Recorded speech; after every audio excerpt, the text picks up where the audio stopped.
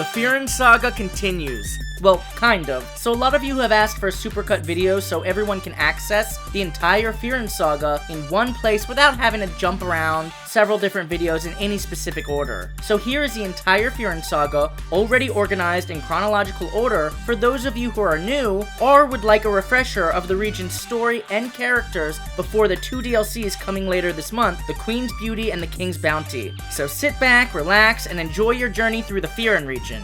A fantastical place with a variety of diverse and breathtaking landscapes, each housing magical and mighty creatures known as Pokémon, wielded by fierce warriors known as Pokémon trainers. Over the next several videos on my YouTube channel, I plan to take you on an epic adventure through my imagination, as I'll fully explore the sagas of the Fyrún region just as they would unfold in its conceptual games Pokémon Brain and Pokémon Brawn, introducing all of the characters you'd encounter on your journey and their Pokémon teams, including some familiar faces from all over the Pokémon world. But first, you must select the starter Pokémon that will be accompanying you on your quest. You have the Grass Cup Berry, the Fire Pony Fyrloga, and the Bubble Crab Crabub. So which of these 3 will be your secret weapon in the Fyrún region? I've been exploring the Fyrún region in an ongoing series here on my YouTube channel and on my Instagram page at Mykelmon_regions, commissioning a variety of talented artists to help bring all of my ideas and designs to life, and take you on an exciting journey through my imagination in my own little corner of the Pokemon world inspired by Iceland and Norse mythology. So if you enjoyed this video, please make sure to hit that like button, and if you'd like to learn even more about the Fyrún region, for those of you who are new, I highly recommend checking out some of my previous videos, but because I want this video to be a one-stop shop, to save those of you who are new the trouble, I wanted to properly introduce the region's most important Pokemon, the 3 starter Pokemon, as they will be popping up quite a bit in this video on several trainer teams, and as I said before, your Pokemon journey can't truly begin until you select one to accompany you through the Fyrún region. So here we go. Berry are lovers, not fighters, always giving hugs. However, when they feel they must battle, they splatter berries from their collar on their face like war paint to show they mean business. If you choose Berry as your partner, you're in for a cuddly companion. That is until it evolves into its evolution Trebjorn. Trebjorn are unable to grow berries in their bush-like fur since evolving, making them more aggressive as a result. They feel as if they have lost a piece of themselves and often express their anger on the battlefield. And Trebjorn evolves into Berserker. Berserker are overly protective of their territory as they draw strength from nature. While they are gentle giants when they are provoked or engaged in battle, Berserker lose control as they fight in a trance-like fury with claws strong enough to tear through steel. It's inspired by Norse Berserkers, savage warriors who were said to fight in a trance-like fury, and were often depicted wearing bear pelts, much like the grassy bear pelts worn by Trebjorn and Berserker. And to further reference the Berserker's violent fighting style, Berserker's signature move, using its monstrous claws, Verdant Slash, is a grass-type version of Thrash or Outrage, well, more accurately, a physical-type version of Petal Dance. But I felt a ferocious move like this that can't be stopped and causes confusion really captured that trance-like fury associated with Berserkers. Berserker's Forge Form weapon is also a battle axe, much like the axes used by Berserkers. As far as starters go, I have always been partial to grass types, so Berry would no doubt be my pick, but would you choose Berry to accompany you through the Fyrún region? Let me know down below. Fyrloga was a must for an Icelandic region, as the beautiful Icelandic horses are iconic to the country. Fyrloga are quick on their feet, generating heat as they gallop through the Fyrún region. Their small hoofs can be heated to temperatures hot enough to forge steel and melt glaciers. If you pick Fyrloga, you're in for a fiery, spirited friend. However, it does go through a slight emo phase after evolving into Brene. Easily agitated, Brene will often dash away when annoyed, leaving a trail of scorch marks behind in their wake. The intensity of their smoldering flames is fueled by their emotions. But it is absolutely majestic in its final stage, Hisselder. Hisselder's beautiful fiery white mane is harmless to most, but if it desires, it can be used to engulf its adversaries in a silent inferno. The 4 orbs circling its body are its 4 phantom limbs that can be called upon in battle or to gallop into the afterlife.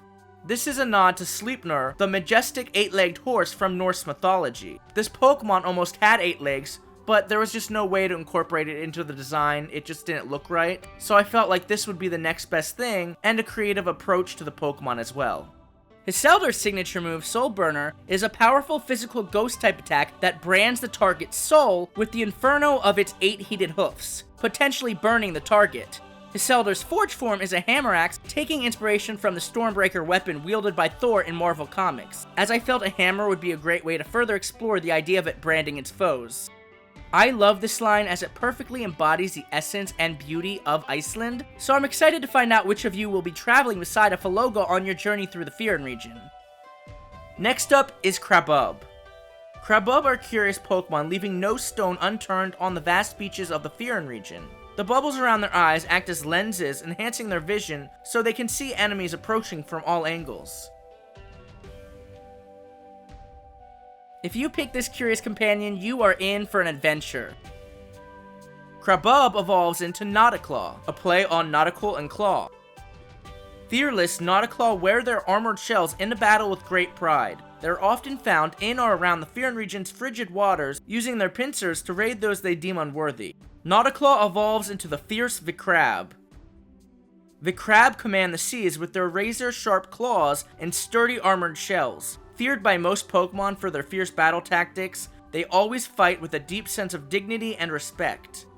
Vicrab is inspired by Vikings as they are seafaring warriors, with its shell being made up of Viking armor, with a bubble beard and its razor-sharp pincers resembling Viking axes. And yes, I know the horns on the helmet aren't historically accurate, as Vikings didn't actually have those. However, after being depicted that way for so long, the horned helmets are instantly recognizable, which is what you want in a Pokemon design to instantly sell that concept. So they see it and they say, oh, that's a Viking. Which is probably why the Pokemon Company, who already made a Viking Pokemon, Berserker, did the same thing and gave it the horns. I'm sure they knew this wasn't historically accurate, so if it's okay for them to do it in Pokemon, I think it's okay for me to do it. And I even tried to see what it looked like without the horns, and let me tell you, it makes the biggest difference in the design. Vicrab's strong signature move, Aqua Assault, which is essentially a water-type version of Close Combat, would be lethal, especially when paired with its hidden ability, Sheer Force, negating its drawbacks in exchange for more power. And naturally, to further its Viking themes and fully utilize its axe-like claws, Vicrab's Forge form is based on traditional Viking axes. I know Crabub originally seemed to be the popular pick when I first shared these 3 starters a while back, but that has seemed to even out quite a bit looking at all the Fyrún fan arts and trainer teams I've received since. So let me know if Crabub is your choice in the comments below. Anyways, outside of the obvious Nordic themes, the shared theme between these 3 starters' final stages is war, fitting of the Viking themes throughout the Fyrún region, which is why if you look close, they all feature a battle scar on their designs. And to further this theme of war, they all obviously have a Forge form weapon. I chose to give them all some kind of axe, to give them yet another shared theme, and because axes were the most commonly used weapon by Vikings, so being they are your starter Pokemon, I felt it was the natural choice. And I know what you're probably thinking, these 3 starters share the same types as the Paldea's starters' final stages, Grass Dark, Fire Ghost, Water Fighting. That is a complete coincidence. Those of you who've been following me for a while know that I posted these starters almost a year and a half ago, if not longer, way before they ever revealed the Paldea region, let alone its starters. So it's just a coincidence, and I don't see any point in changing it, because there's no reason starters can't share the same type. I mean, starter Pokemon have repeated plenty of the same types before. And more importantly, I just love everything about these starters, so I would not want to change a thing about them. The phenomenally talented Fungus Fakemon, who I commissioned to bring these 3 to life, and I both spent nearly 6 months working on these 3 lines to get them just right down to the tiniest details. As I was feeling a lot of pressure after the massive success of my first Fakemon region, the Loika region on Instagram and its starter trio. However, I think we succeeded, especially after seeing all of the amazing fan art and trainer teams you've produced. I've literally received hundreds of fan arts for this region alone, and well over 100 Fyrún teams, all of which are amazing, and it's actually really cool because the 3 starters are distributed pretty evenly throughout most of these teams, to be honest, which I love to see. Let me know down below which of these 3 starters would be your companion and secret weapon in the Fyrún region. Okay, now that you've selected your starter Pokemon, you can finally set off on your journey through the Fyrún region, so let's delve right into the Fyrún Saga. This first chapter will set the stage, introducing you to the story of the Fyrún region, its core cast of characters, the early game locations you'd explore, and the Pokemon you'd encounter in these areas. I'll also be getting a little bit into my creative process and some of the inspirations behind a lot of these designs. So I cannot wait to start this next chapter of the Fyrún Saga with you, because I could not be more proud of all the characters and stories I came up with for the region. But first, I'd like to give a big shout out to the phenomenally talented artist, trainer Matt, who I commissioned to draw all of these characters and forge form weapons featured in this video. He's one of my best friends and biggest supporters in this community, not to mention one of my favorite artists as he's just so versatile. I absolutely love working with him, especially on character designs. We just work so well together, and the man never misses. So please make sure to give him a follow on Instagram, as he has his own amazing region he's posting at the moment, inspired by Greece, called the Arcadia region. Thank you so much, Mots. It's always a pleasure. And of course, please make sure to go check out and support all of the other amazing artists that I commissioned to bring all of my Fakemon to life, many of which will be making appearances throughout this video, as I get into each trainer's Pokemon team. The links to all of their pages can be found in the description below, so please go give them some love. Without further ado, your journey within the Fyrún region starts in the cozy town of Apruna, inspired by a variety of charming villages or small towns in Iceland. This quaint town of log structures is found on top of a snowy mountain, and is home not only to the player, character, and protagonist of the story, but your childhood best friend and rival as well. It is also home to your mother, Professor Aspen's Pokemon Lab. Now that the stage has been set, I'd like to formally introduce the main cast of characters, starting with the player character, of course, the hero of the story, with their canon names being Eric or Emma. Both characters' outfits are inspired by classic Icelandic outfits with a modern, Pokemon-esque twist, such as the Pokeball designs found in their hats. Like Scarlet and Violet, the player's default outfit changes colors depending on your version. So in Pokemon Brain, it would be mostly blue, while in Pokemon Brawn, it would be mostly red. Regardless, both outfits feature the colors not only of each version, but of the Icelandic flag, blue, red, and white. These are also the colors found in Norway's flag, as well as the flag of the Faroe Islands, which is relevant as these beautiful islands are not only located between Iceland and Norway, as well as Scotland, having adopting a lot of their cultures, but are also the inspiration for the enchanting new location of the Fyrún region's first DLC, while the second DLC will take place on a series of floating islands high above the Fyrún region, separated by a gorgeous sea of clouds, a frontier only accessible to the fiercest Pokemon trainers. But back to the protagonists. I chose to give them blonde hair as that's the first thing that comes to my mind when I think of an Icelandic person, and more importantly, so they both look related to Professor Aspen, who is their mother within the story. Emma, however, has brown eyes and more strawberry blonde hair, while Eric has lighter blonde hair and blue eyes. So there is slight differences because, unlike my last region, where I had the two protagonists be twins and both be part of the story, only one of these characters, the one you choose, will actually be part of the story. So they are not actually related. And of course, the characters would be fully customizable, just like in most of the recent Pokemon games. You also wouldn't be asked if you're a boy or a girl, but instead what your pronouns are, and the outfits or hairstyles aren't gender locked, so non-binary players would have full access to be whoever they are. And as this is a conceptual game, I would also like for these games to include being able to change your character's body type and height, as I'm surprised Pokemon hasn't done that already. And you'd not only get to select the appearance of your own character in these games, but your rival character as well, in addition to their name, like most of the previous games, with the rivals' default names being either Kristoff or Christine. The default option for these characters have fiery red hair, which I chose to give them to fit their personalities, and as red hair is common in Iceland. Their outfits are also inspired by modern-day Icelandic clothing, such as sweaters and boots, so they are comfortable in the region's diverse terrains and harsh weather conditions. I chose to feature the same red or blue in their outfits, as like the protagonists, they will join either Team Brain or Team Brawn. I also really wanted to have them in confident and casual poses to showcase just how smug they can be. Despite being overly cocky and competitive, your rival has always been your best friend since you can remember. You've always loved Pokemon and gone on little adventures together, having snowball fights, sledding down the hills. You've been there for each other when no one else has. And as the years have gone by, the two of you have gotten more and more competitive with one another, but there's always been a deep love for Pokemon and unbreakable bond between the two of you. But that will all change when you both are finally gifted your starter Pokemon, by none other than your very own mother, Professor Aspen. Her name Aspen is true to the majority of Pokemon professors' last names being named after a tree species, the aspen being one of the few tree species actually found in Iceland. It's also often yellow in color, which is part of the reason I decided to give her, as well as her children, the protagonists, blonde hair. This character was actually one of my favorites to come up with, and one of my favorite characters I've ever created in general, to be honest, because I really wanted to represent those with disabilities in the Fyrún region, as I feel they are often underrepresented in franchises such as Pokemon. I also feel we don't have a lot of female professors, and the mother's role is often rather small in Pokemon games. So this character just means a lot to me for a variety of reasons.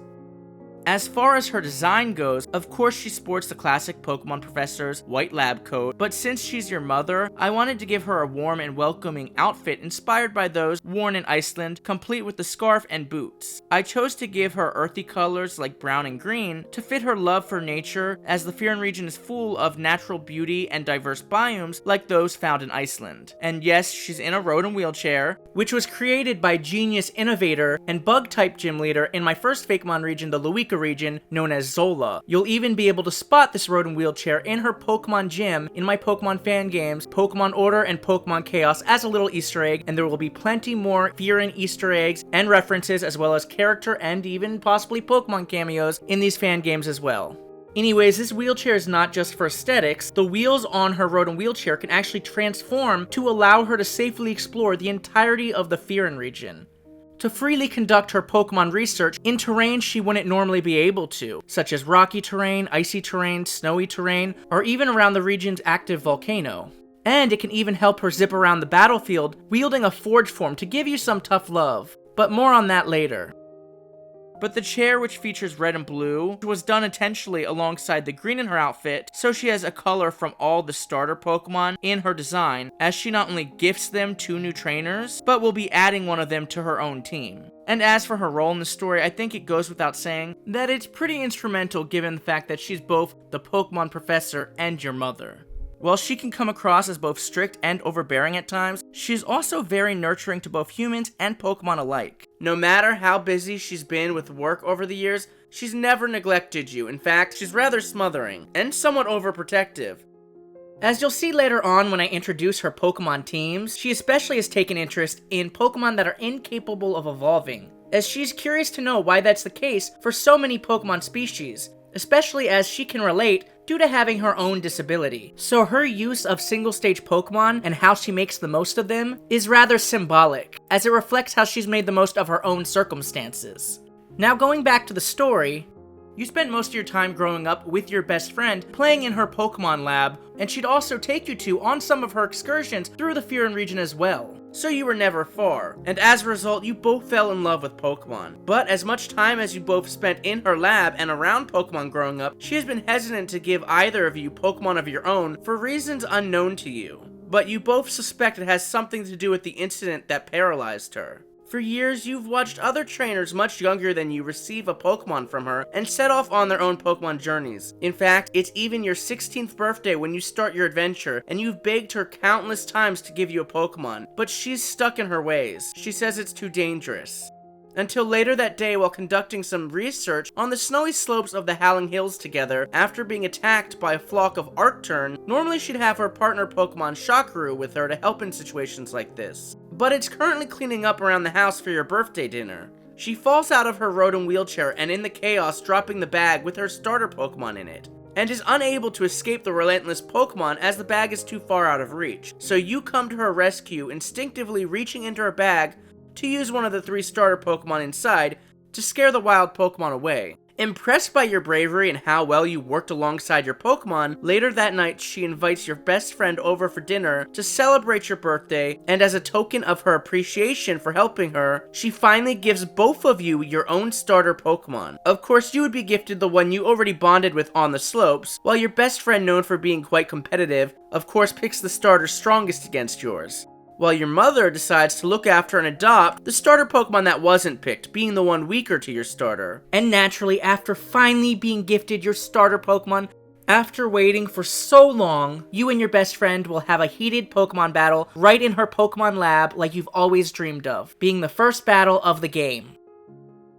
Your mother is clearly elated as she can see just how happy she's made both you and your best friend. Of course, she's still reluctant to let you set off on your own Pokemon adventure, but is put at ease knowing you will be traveling with your best friend, who she loves like a second child. Little does she know though that your friendship will soon be tested. As if this birthday couldn't get any better, she also gifts you 10 Pokeballs and a Rotom watch to register all the Pokemon you encounter and catch on your adventure, and in doing so helping her in her own Pokemon research. She also promises to check in periodically, and she will do exactly that, constantly calling you or even showing up, and often embarrassing you even. You would finally be able to battle your mother in this game as well, as she would act as a secondary rival, challenging you to the occasional battle to assess your skills and development as a Pokemon trainer. And with the exception of her mainstays, like her ace Pokemon, the cuddly companion Shakaru, are her starter Pokemon weaker to yours, and the duplicate form super effective against your starter, her team would constantly change depending on her location,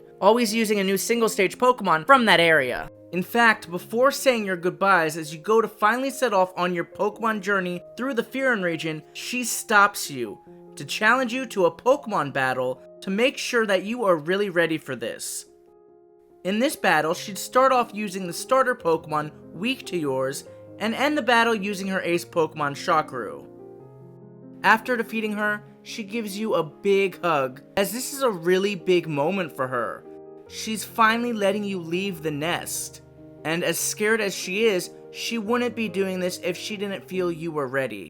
After leaving home for your journey through the Fyrún region, which once again has no set path, it would be an open world game. Although you'd have to travel down the same snowy slope you rescued your mother on, this location known as the Howling Hills, and is essentially what would be considered Route 1 in most games, but just like Paco Path in the Paldea region, it's not actually called that, but it fits the same niche as it's the first location you must pass through in order to really progress throughout the region, and of course it has what would be considered the region's classic Route 1 Pokemon. In fact, this location would have a wide variety of Pokemon to encounter and catch right out the gate. However, some of them are either really rare, or possibly found in certain times of the day, or even version exclusives. It's also important to note, with the exception of the Lamini line or Pika clone Shakaru line, all of these early game Pokemon have Forge forms in their final stages, as would your starter Pokemon of course. So you'd already have a fairly decent selection in Forge form weapons, especially as most of these Pokemon do have the potential to evolve rather early on, which is nice as well, as you'd be able to start using Forge forms right out the gate. After Route 1, you'll arrive at a snow-topped forest reminiscent of the wooded areas often found in the early sections of Pokemon games like the Viridian Forest. This location is filled with several festive Pokemon. There are also a good number of ice and ghost types in this location, as I wanted to introduce some decent options for these types early on in a Pokemon game for a change, as they're usually found in the later game. After making it out the forest, you'll arrive in a festive town that looks like it was ripped right out of a Christmas movie, as Christmas is huge in Iceland, with their own Christmas traditions, folklore, and creatures like the Yule Lads or Yule Cat, on top of the ones we celebrate like reindeers and elf. They even have real-life reindeers, and according to most Icelandic people, real-life elves as well. They pretty much celebrate Christmas for the majority of the month. And this town is actually inspired by a real town in Iceland. In the weeks before Christmas, this town's center is transformed into a winter wonderland with Christmas decorations, music, warm drinks and snacks, with plenty of festive activities for all ages. It is here where you will be greeted by your mother, who wants to assess your and your recently acquired Pokemon skills in battle right here in the town center. She will start the battle using the starter Pokemon she adopted, which is once again weaker to your starter, also using some festive Pokemon, such as Duplicate, being the form super effective against the starter you picked to help even the playing field a little bit. And of course, end the battle with her cuddly companion, Shakaru, whose speed alongside its electric and ice type attacks should make for a good challenge. After your battle, she will gift you with even more Pokeballs and tell you there is someone she'd like you to meet.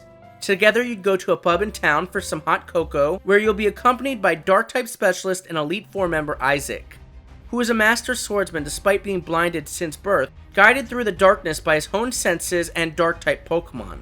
Like all of the Elite Four in the Fyrún region, he specializes not only in a Pokemon type, but one of the region's 4 Forge Form weapon types, his being the Slasher type.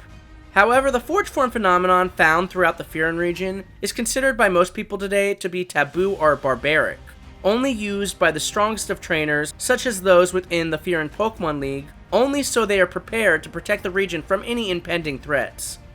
Your mother and Isaac warn you of this turf war that is currently being raged in the Fyrún region by rival groups Team Brain and Team Brawn. and despite their young appearance, they double both as misfits and a legit evil team in the form of a cult of impressionable teenagers that worship and blindly serve a manipulative divine Pokemon in search of power and praise. Only acting as mere pawns in the turf war between these respective deities plans to conquer the Fyrún region. And now that the region's champion, who's commanded by his own divine Pokemon, is growing weaker by the day with age, they are set on building their own army of fierce Pokemon trainers to overthrow Champion Odin and his divine Pokemon Edlodin, and gain control over the Fyrún region. And unlike any other evil team in Pokemon, these teams are unique as, once again, you actually join one of these teams, being determined by the version you pick, and then go to war with the other team. Which is why the titles match those of the teams, as that's pretty much the main premise of these conceptual games, as you try to complete your team's objectives, recruit new members, and work your way up the ranks alongside your childhood best friend who is a member of the rival team. So this will create a big wedge between you two, putting your long friendship to the ultimate test as you're each caught in the crossfire of this high-stakes turf war for the Fyrún region. But I'll actually get into the events that unfold, leading to you joining your respective teams in the next video. But I wanted to let you know where the story is heading, because this rivalry and friendship between you and your childhood best friend is the heart of the story in the Fyrún region, and the major conflict. Most people seem to think this is an innocent competition between unruly teenagers, but Isaac, being a member of the Fyrún League and working under Champion Odin, whose ace Pokemon, the divine Pokemon Edlodin, is omniscient, has hinted that there's a lot more going on beneath the surface, and that this turf war poses a great threat to the Fyrún region. Your mother wants to make sure you are trained to properly wield a Forge form, to avoid anything happening to you like what happened to her. Because while these battles may not be as dangerous as I'm sure most of you may think, they still are obviously more intense than your normal Pokemon battle, because actually being involved in the battle, you're forced to be more aware of things such as your surroundings. And of course it takes a lot more physical training and preparation on your part, which is done in the form of a mini-game within Pokemon Brain and Brawn, which is similar to the super training of previous games. This is also necessary in order to brand most Pokemon with a Forge mark, which is needed for Forge Form capable Pokemon to be able to transform into their Forge Form weapon. However, some Forge Form capable Pokemon, such as legendaries, event Pokemon, or those caught in raid battles, would automatically have this brand mark. This process can be used to super train any Pokemon, by the way, even those without Forge Forms, in order to raise their IVs and EVs like in past games too. Isaac, being your mentor in how to properly wield a Forge Form weapon, would give the in-game tutorial on this special super training in the Fyrún region, which is known as Way of the Warrior. And of course, being that she's your overly protective mother, and once again her accident, she really wants you to know how to properly wield a Forge Form and participate in battle. So she asks her longtime friend, the Dark-type Elite Four member, Isaac, to help mentor you in how to properly wield a Forge Form, because she hopes while you'd never actually get caught up in this trend or turf war, she's also a smart and realistic woman who would rather be safe than sorry and prepare you just in case. Because once again, she knows what it's like to be young and impressionable. You'll find out later throughout your journey that she once was quite spontaneous as well, which is why she ended up falling in love with Pokemon in the first place, as she would venture around the Fyrún region doing reckless things. Speaking of Forge Forms like Galar and the Paldea region, the Fyrún region would have its own form of raid battles. You'd find giant rune stones throughout the Fyrún region, transporting you to raid dens with rampaging Pokemon in the same manner as the previous games.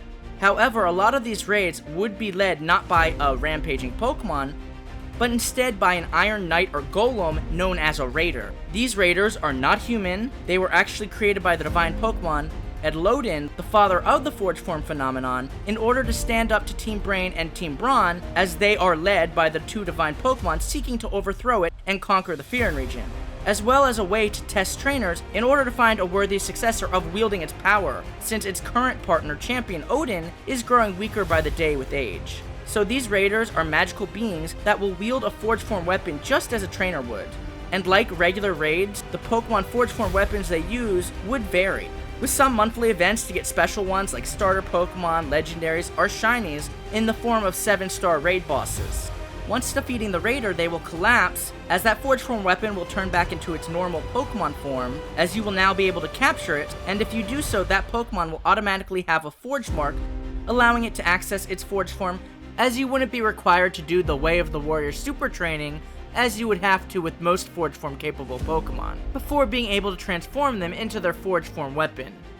In my headcanon, this is because this requires a true bond between the Pokemon and the trainer, as well as peak physical and mental stamina from both of them as well, hence the Brain and Brawn titles. So if the Pokemon feels that their trainer is not ready to enter the battle, they're basically putting their foot down in order to protect them.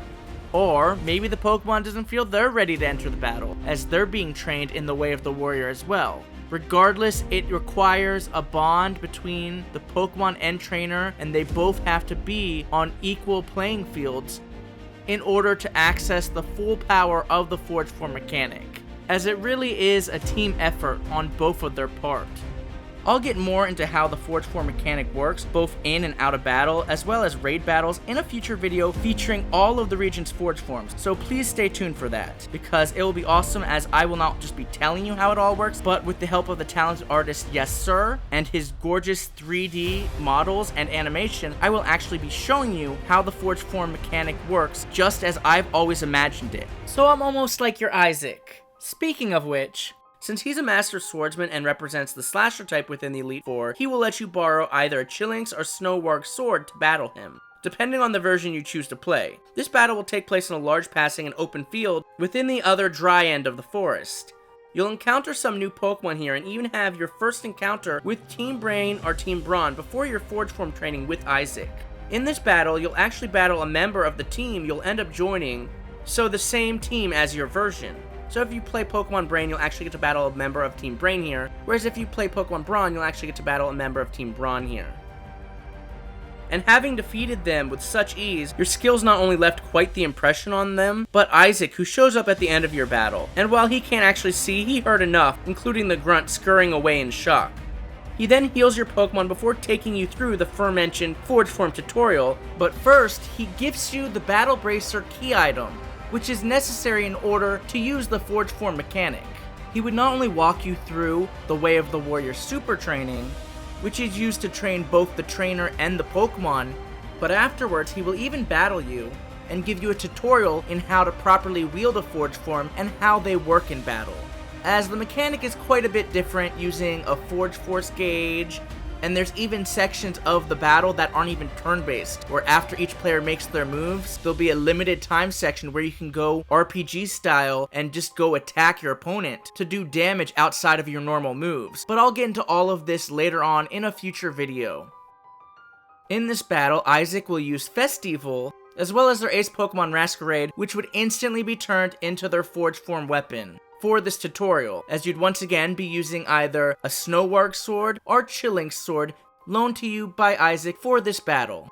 After this battle, you can catch some of the new Pokemon you'd encounter, which are actually a lot of fighting and psychic types in this area, including some version exclusives, which I felt was fitting given this area is your first encounter with your affiliated team and version.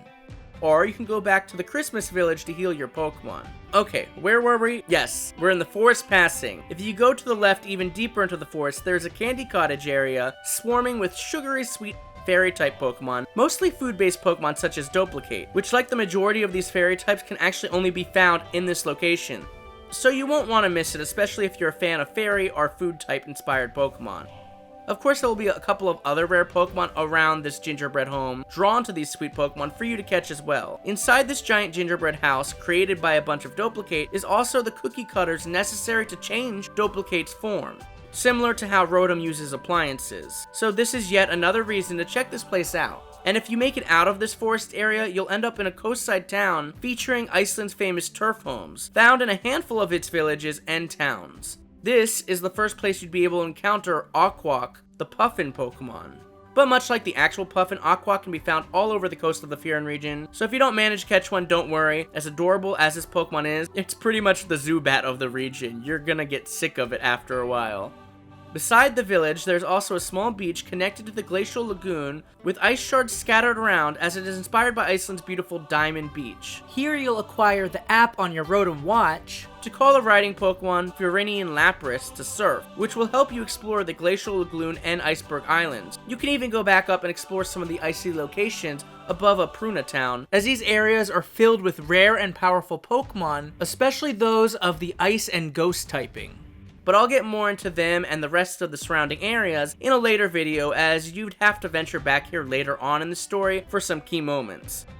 As the Arctic Runes, based on Iceland's famous Arctic Hedge, is where you'd battle your game's mascot legendary and divine Pokemon, as well as have your final battle against your rival, in the epic conclusion of the games and this story.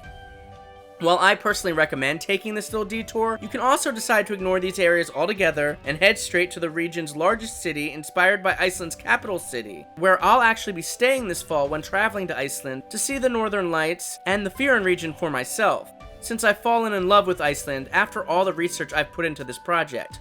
I'll even be creating a little travel series documenting my travels, embellished with my Fyrún Pokemon and lure, so it's as if I'm actually venturing through the Fyrún region with my friends, taking all of you with me. So more to come on that, but I could not be more excited. My itinerary is insane as well. Anyways, this beautiful city is filled with many amazing museums, shops, and restaurants that I personally can't wait to go to, and it would be no different in the Fyrún region. Here you'll meet another main character in the Fyrún region, the Dragon-type specialist and fashionista Ragnar, and their partner Pokemon Drekion. While fascinated by you, Ragnar will challenge you to a battle, as they are totally insulted by your lack of fashion sense. In this battle, Ragnar will use their shiny Dormer, which they've been unable to evolve as they don't want to join either Brain or Brawn, as they're much more focused on beauty, and of course their ace Pokemon, Drekion, the Dragon-type evolution of the Fyrún region.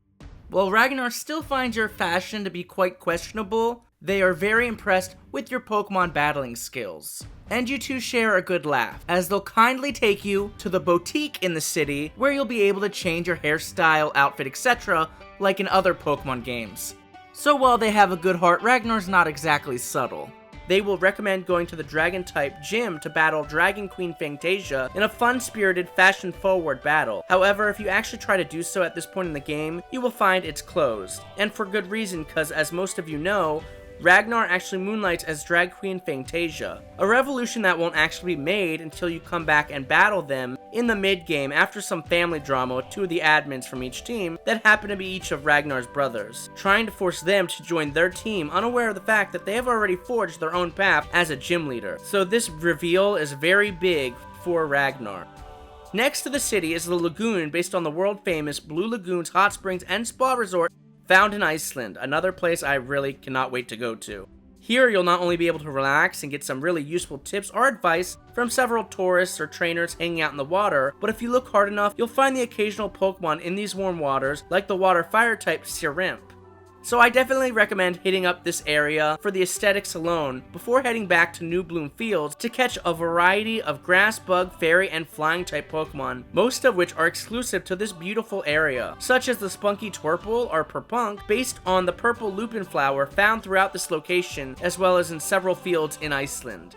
Here you'll also have your first rematch battle with your rival, who's caught new Pokemon and has also had their own encounter with the rival team that they will later end up joining. So this encounter will help plant the seeds for that, just as your encounter with your own future team will end up doing for you. So you both exchange stories of your encounters with these two groups before having a fun-spirited battle of your own. Your rival will start the battle with a Lamini they caught on Route 1, followed either by a Grumper or a Furzin, depending on your version, which they also caught on Route 1, and foreshadows their future involvement of either Team Brain or Team Brawn, as they are version exclusives, and one is a special attacker and one is a physical attacker. And of course they will end the battle, once again with their starter Pokemon, which has gotten stronger since you last battled them. This is obviously before either of you join your respective teams, and things heat up between you two.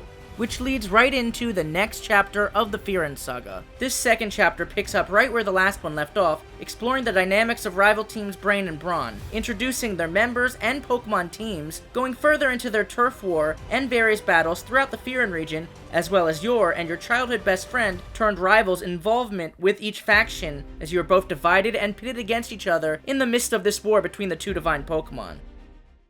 Your mother, Professor Aspen, and her friend, the Dark-type specialist and Elite Four member, Isaac, who acts as your mentor, both warned you of the current turf war being waged by rival groups Team Brain and Team Brawn. And despite their young appearance, they double both as misfits and a legit evil team in the form of a cult of impressionable teenagers that worship and blindly serve a manipulative divine Pokemon in search of power and praise. Only acting as mere pawns in the turf war between these respective deities plans to conquer the Fyrún region. And now that the region's champion, who's commanded by his own divine Pokemon, is growing weaker by the day with age, they are set on building their own army of fierce Pokemon trainers to overthrow Champion Odin and his divine Pokemon Edlodin, and gain control over the Fyrún region. And unlike any other evil team in Pokemon, these teams are unique as, once again, you actually join one of these teams, being determined by the version you pick, and then go to war with the other team. Which is why the titles match those of the teams, as that's pretty much the main premise of these conceptual games, as you try to complete your team's objectives, recruit new members, and work your way up the ranks alongside your childhood best friend who is a member of the rival team. So this will create a big wedge between you two, putting your long friendship to the ultimate test as you're each caught in the crossfire of this high-stakes turf war for the Fyrún region. But before we continue and explore the events of these games and all of these team members' Pokemon teams and the battles you'd have with them throughout the region, I really quickly wanted to get into the inspirations and the designs of the grunts of both of these groups.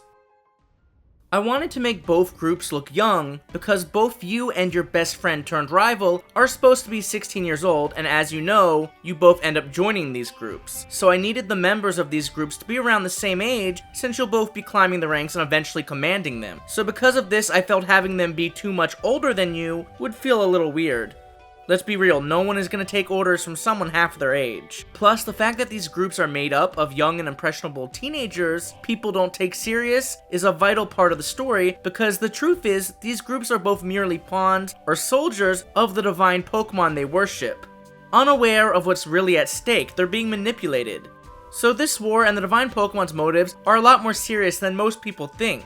And hiding their agenda under the guise of a group of misguided teenagers is the perfect way to exact their plans unnoticed, with the only people who really know what's really going on being the members of the Fyrún League, only because Champion Odin's own divine Pokemon, Edlodin, is omniscient and knows what's what. So the two divine Pokemon leading these two teams are hoping that most people won't take these factions serious until it's too late. So if you think they don't look all that threatening, that's kind of the point. However, given what's really at stake, they're still more serious and menacing than some of the more recent groups like Team Skull, who were just hooligans, Team Yell, who were just glorified cheerleaders, and Team Star, who were just bullied school students. As far as their designs go, both groups are obviously wearing outfits featuring their team's color and logo. I chose to make the members of each group look like either your stereotypical geek or jock, as I wanted each group's identity and concepts to be as clear as possible. Therefore, Team Brain is dressed more dapper in more traditional school uniforms, while Team Brawn is in more athletic sportswear. I am completely aware these are outdated stereotypes, but Pokemon and other forms of media often continue to play them up only for the sake of recognition. As a character designer, you sometimes have to make these calls or play into stereotypes to make your concepts as clear as possible. In cases like this, cliches aren't always a bad thing. Team Brain is a group of the region's top scholars devoted to worshipping the divine trickster Pokemon Ilruz, inspired none other than the Norse god of mischief himself, Loki, with serpent-like features to reference Loki's association with snakes and sneaky snake-like nature. The Team Brain logo is even a take on Loki's Viking symbol, which includes snakes. Specializing in psychic types and special attacks, Team Brain believes that intellect and strategy triumphs over brute strength. If you pick the path of Pokemon Brain, you will have the privilege of becoming a valued member of Team Brain and eventually even an admin. If you pick the path of Pokemon Brawn, you will have the unfortunate challenge of opposing the brilliant minds of Team Brain. Now as for Team Brawn, they are a group of the region's top athletes devoted to worshipping the mighty warrior Pokemon Stormer, inspired none other than the god of thunder himself, Thor, with goat-like features to reference Thor's 2 flying goats in Norse mythology. You know, the ones that wouldn't shut up during the movie Love and Thunder. Anyways, like the Team Brain logo, the Team Brawn logo is also a take on Thor's Viking symbol, as it's shaped like his hammer, with the inclusion of Stormer's more goat-like features. Specializing in fighting types and physical attacks, Team Brawn uses brute strength and stamina as their secret weapon. If you pick the path of Pokemon Brawn, you will have the privilege of becoming a valued member of Team Brawn and eventually even an admin just like in the other team. Whereas if you pick the path of Pokemon Brain, you'll have the unfortunate challenge of opposing the raw power of Team Brawn. So good luck with that. I did want to specify that even though these groups are grunts, specialize in certain types, as I mentioned, they more so specialize in either special or physical attacks, so they do not exclusively use psychic or fighting type Pokemon. Those are just a lot more common, and they always feature at least one in their team. But there will be a couple of exceptions throughout your journey, just to keep you on your toes. Now I'd like to pick up right where we left off in the story of the last video. So let's get into it. You just had your battle with your rival in New Bloom Fields, and after suffering yet another humiliating defeat, they promise to get stronger. This is what will end up leading them to join either Team Brain or Team Brawn, depending on the version you selected, as they are quite competitive, and had previously had their first encounter with their group as you did your own, planting the seeds for these developments, which will sprout in this very video. Speaking of which, make sure to catch some of the grass-type Pokemon exclusive to New Bloom Fields before continuing on. You're then going to have to cut down to the neighboring town inspired by the town of Selfoss in Iceland, which, like Selfoss, has its own waterfall. The only difference is I decided to build this town around its waterfall, as a lot of Pokemon locations are always over-exaggerated and are a little bit more magical than their real-life counterparts. So I always try to do this sort of thing with a handful of my locations. It's also important to note that Pokemon locations don't usually always line up with the real-world locations on a map. They kind of spread them out and do their own thing, and for the most part I try to do the same, depending on how I want to structure my region's story and Pokedex. Anyways, this is where you'll encounter the team you'll end up joining once again. In the last video, you defeated one of their grunts who ran off to tell the rest of the group of your battle. Impressed by what they've heard, Team Leader Loki or Team Leader Thor will offer you a place on their team if you could first prove yourself by defeating the Rock-type gym leader in the neighboring town, Julia. But these leaders are both quite charming and eccentric, as most cult leaders are known to be quite charismatic. Team Brain leader Loki is calculative and cunning, specializing in Psychic-type Pokemon and special attacks. While he comes across as sporadic and zany, he shouldn't be underestimated. Always thinking 3 steps ahead of his opponents, he is able to outsmart and maneuver the strongest of foes. It's hard to gauge whether or not he really likes you, but he seems very upbeat and fun, so you want to leave a good impression, as he's the type of guy you just instantly want to be friends with. Assuming you picked Pokemon Brain, of course. Otherwise, he's going to be your adversary, so you're going to have quite the challenge. Now, if you picked Pokemon Brawn, you'd be encountering Team Brawn leader Thor, who is an all-star athlete and warrior who overpowers his opponents with his fierce fighting-type Pokemon. While most people assume him to be a dumb jock, his brute strength, stamina, and headstrong determination make him a force to be reckoned with. Not only is he the type of guy most aspire to be, but he's just super chill. So if you picked Pokemon Brawn, you really want to impress him, whereas if you picked Pokemon Brain, once again, good luck, because you're gonna have to go up against this guy. And in case it wasn't obvious, they were of course inspired by Thor and Loki. Not really from the MCU, believe it or not, because don't forget these characters come from Norse mythology, and this is a Nordic-inspired region, but Norse mythology also has strong ties to Iceland through the Icelandic poetic sagas and Eddas, which a lot of people are unaware of. So these characters and creatures are very big in Icelandic culture and history as well. A handful of them even originate in Iceland. And that's not to say there's no inspiration from the MCU versions, of course. But given the fact that these are modern variations of Thor and Loki, just like the MCU ones, I know a lot of people are going to assume that's where most of the inspiration came from, and that's a mere coincidence. But I could see why people would jump to that conclusion, given the fact that these are once again modern takes, just like the MCU versions. Whereas most depictions obviously wouldn't be wearing this kind of clothing. Not to mention, the MCU just does a really good job of representing these characters from Norse mythology. They got both of their characteristics and looks down pretty pat, so once again, there's gonna be some similarities. But I tried to differentiate them and give them a little bit of their own personalities within the world of Pokemon, and more importantly, the Fyrún Region, so they aren't just copy and paste. So there will be some minor differences, but the heart and core of these iconic characters will still be there, and I know it's probably weird to some people to have these characters have the names Thor and Loki, but once again, these are characters found throughout Norse mythology and pop culture. I mean, if the MCU, God of War, Assassin's Creed, and several other games can take these characters and fit them into their franchises and worlds, I don't see any reason why Pokemon could not as well. Not to mention, these are real Icelandic and Norse names. Each leader's ace is obviously the mascot legendary or divine Pokemon they worship, as they are merely the right-hand men, or vessels, so that the legendary can have someone wield them and unlock their true potential while in their powerful forge forms, which are both inspired by Thor and Loki's signature weapons from Norse mythology, by the way, as all the magical weapons from Norse mythology, as well as Vikings and Viking weapons, are what inspired the Forge Form mechanic in the first place, as I felt it would be the perfect inclusion to this region and its story and themes.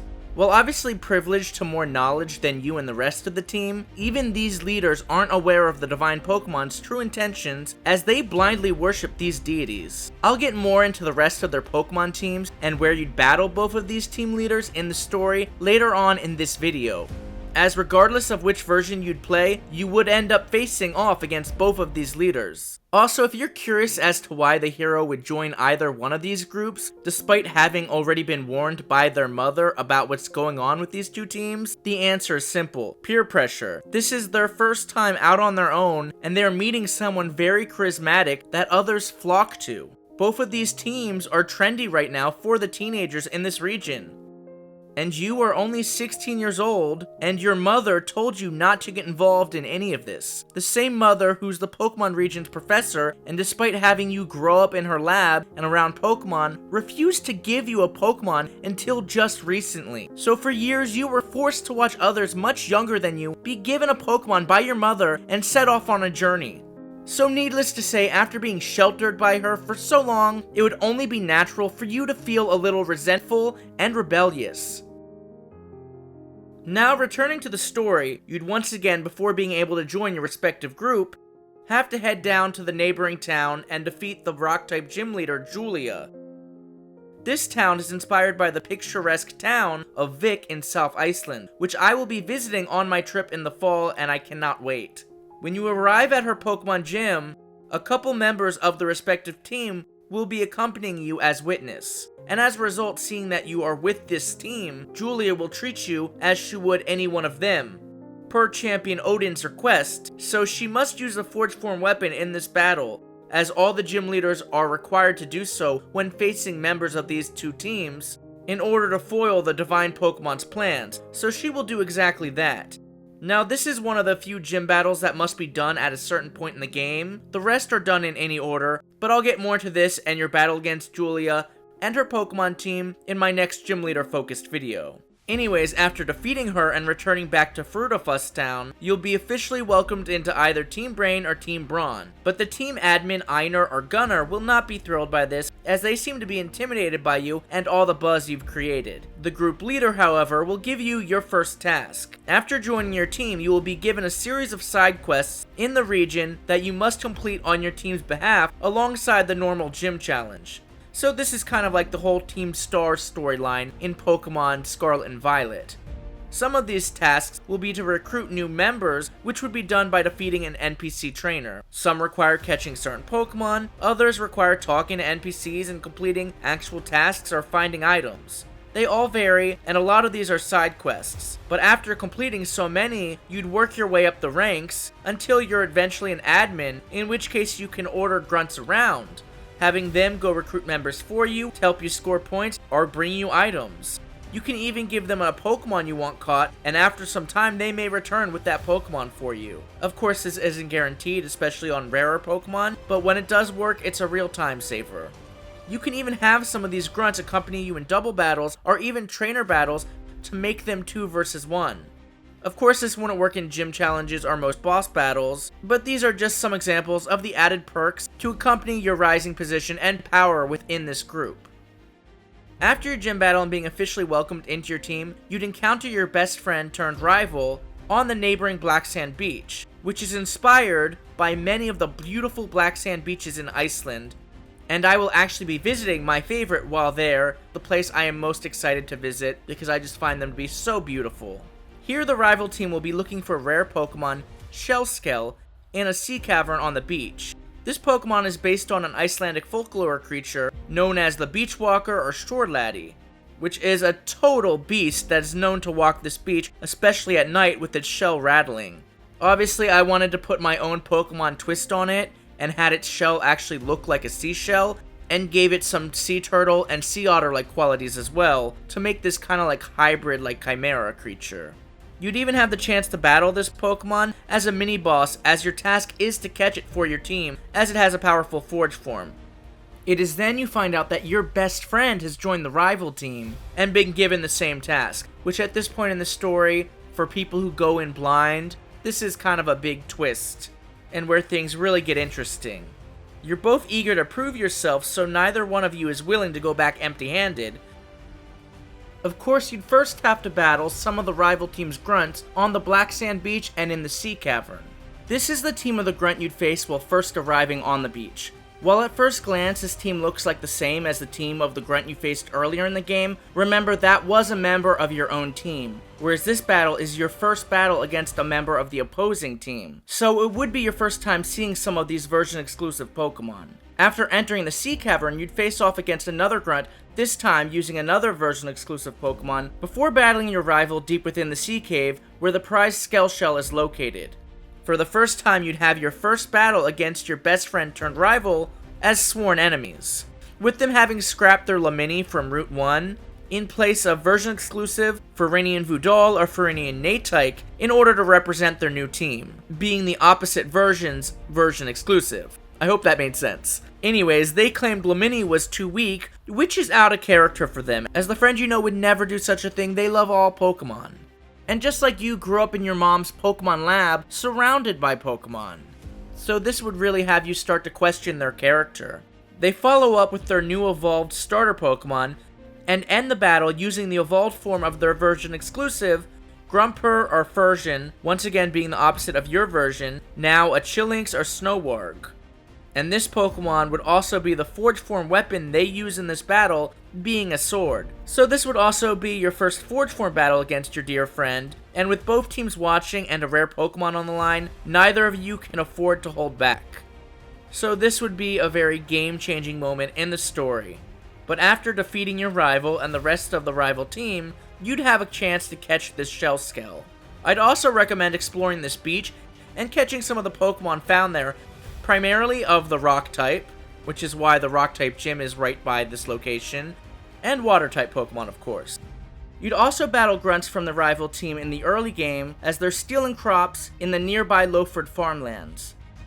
Large, beautiful farming fields with a variety of farm-inspired Pokemon, both new and old, maintained not only by the people in the neighboring town, where the grass-type gym leader is found, but the wild Pokemon that live there, as they work together in harmony to grow and maintain these crops that supply the entire Fyrún region. In this battle, these grunts would use some new Pokemon you haven't seen up until now, such as Muley or Squirrel. After this battle, Elite Four member and Ground-type specialist Burner, son of the nearby Grass-type gym leader Burker, who runs the Lowford farmlands, is grateful that you helped save the crops until discovering that you're part of one of these teams, and assumes the worst of you, challenging you to a Pokemon battle. Now this wouldn't be Burner's full Pokemon team, but would offer a glimpse into his power, as he would use his Forge form weapon, being a shield of his ace Pokemon Odloam.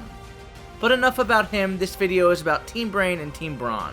And you'd even encounter random grunts of the rival team as NPCs throughout the region. Defeating them really helps you climb the ranks. These are the battles that would have more diverse Pokemon types versus strictly psychic or fighting types, but would still focus on either special attackers or physical attackers. Your next team meeting would take place at your team's headquarters, which is by the large lake in the region, inspired by a real lake in Iceland. You'll also be able to encounter and catch a large variety of water, bug, and flying type Pokemon here, a handful of which being exclusive to this area. This lake is also the best place to catch a Resignat, a bug normal type Pokemon, based on Iceland's most prevalent insect, the noisy midge often found near lakes, ponds, or rivers. While you can come to this area as early as you'd like, this team meeting would take place in the mid-game, meaning after you've received your first 2 gym badges. The team admin, either Einar or Gunnar, jealous of the attention you've been receiving, is throwing you some dumb tasks at this point, totally wasting your potential. But one of them actually leads you to reunite with Ragnar again, as Ragnar happens to be related to both of the team admins who've always had a sibling rivalry with one another, each trying to pressure their younger sibling Ragnar into joining their respective team. But Ragnar wants nothing to do with either of them, as they are far more interested in fashion and are already running their own Pokemon gym under the disguise of Dragon Queen Fantasia, something their 2 older brothers are completely unaware of. In fact, their silly task they send you on is to hijack Fantasia's fashion show in order to use the platform to recruit new members of your team. So if they realize that they would be ruining something that their younger sibling worked really hard on, I don't think they'd be having you do this. Ragnar's dapper brother Einar is one of the admins of Team Brain, being one of the top academics at his academy. Einar is very studious and perceptive. These traits help him in battle as he is known to implement impressive strategies. So Einar, always feeling inferior to his brother's strength and athletic abilities, joined Team Brain to show his own abilities as an intellectual are just as valid if not superior. Ragnar's dashing big brother Gunnar is one of the admins of Team Brawn, being one of the best athletes at his academy.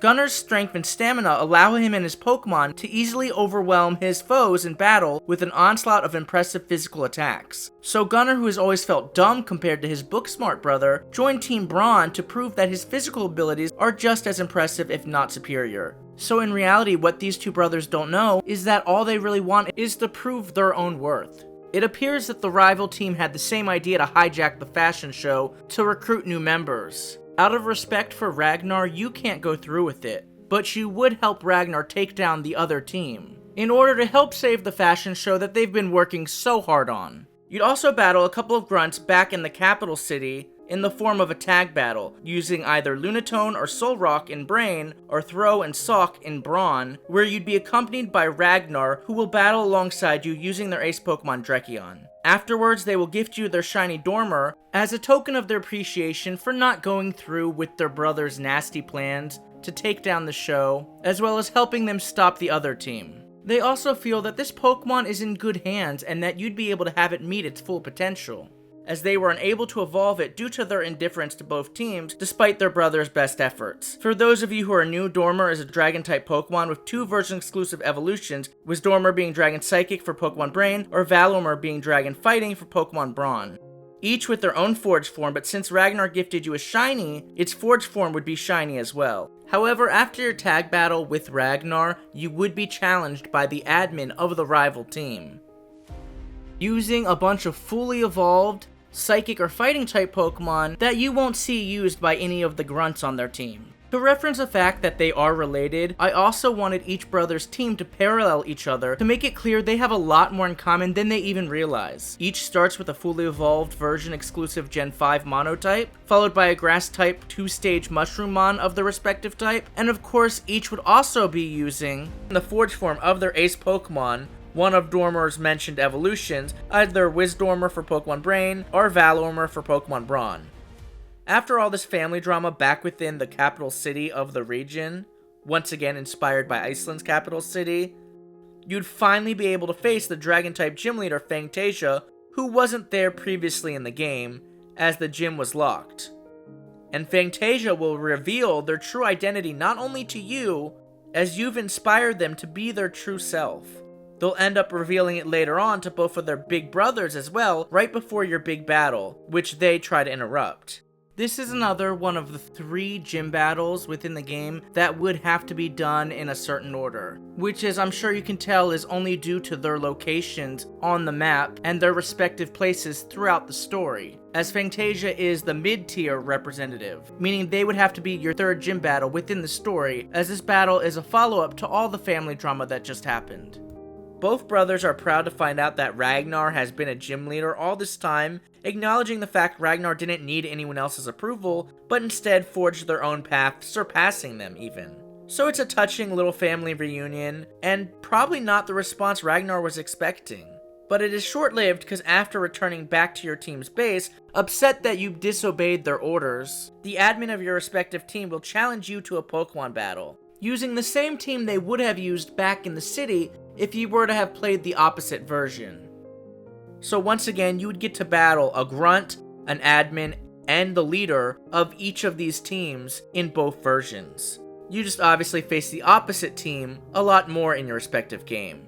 The next big battle with the rival team would take place at the PokeCorp Oil Rig, where you'd be able to find and capture several poison and water type Pokemon unique to the area due to a toxic oil spill in the ocean. The initial oil spill years ago happened as the underwater drill, instead of finding oil, was destroyed at the bottom of the seafloor after coming into contact with a giant runestone, as its magic destroyed the drill and in turn released all the surrounding oil into the water.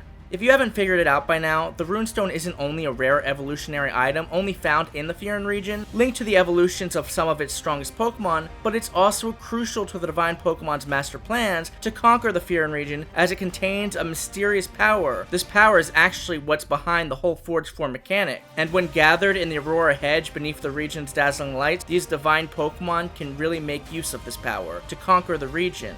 And of course, in the midst of this battle between both rival groups, you'd face even more grunts throughout the floating facility, as well as have another battle against your rival, with some additions to their Pokemon team, including Pikachu's new evolution using the runestone Gorochu, which will be the new Forged Form weapon they use in this battle. After defeating them, I recommend healing your Pokemon, because if you don't, you've only got a limited time to do so, as you'll almost instantly be confronted by an irate Irma, the Poison-type specialist and Elite Four member of the region, a young activist who uses Poison-type Pokemon as a political statement to show just how potent toxic chemicals can be as she's trying to save the environment. And your team's feud is only further damaging this area as it's caused yet another oil spill, so she will be furious to say the least. Now, this isn't her final team, but this would be a challenging battle, with her making the most of the poison status affliction and using a powerful Forged Form weapon to demolish your immune system. If you haven't noticed, you would encounter each of the Elite Four members once throughout the story before you actually battle them in the Elite Four. But I'll cover this in a little more detail in one of my future videos.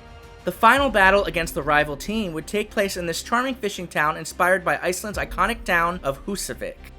It even has a song written about it in the comedy movie Eurovision, which is absolutely gorgeous, and if I'm being honest, out of place in this goofy movie. Anyways, the rival team's base is located at the docks in a giant warehouse in town. After defeating the water-type gym leader Maria, and proving to her despite your affiliation with your own group that you have good intentions, she tells you where to find this warehouse and asks for your help to scare them out of the city once and for all. Now, while you can face her at any point in the story like most of the gym leaders, it would make most sense to wait till the end game to face her, not only due to the location of her gym and the team's headquarters, but because even if you defeat her and she shows you where their headquarters is located, your team won't actually be ready to strike till later on in the game. And you'll need to have a high enough rank to be able to order around your own team grunt in order to pass certain sections in this warehouse.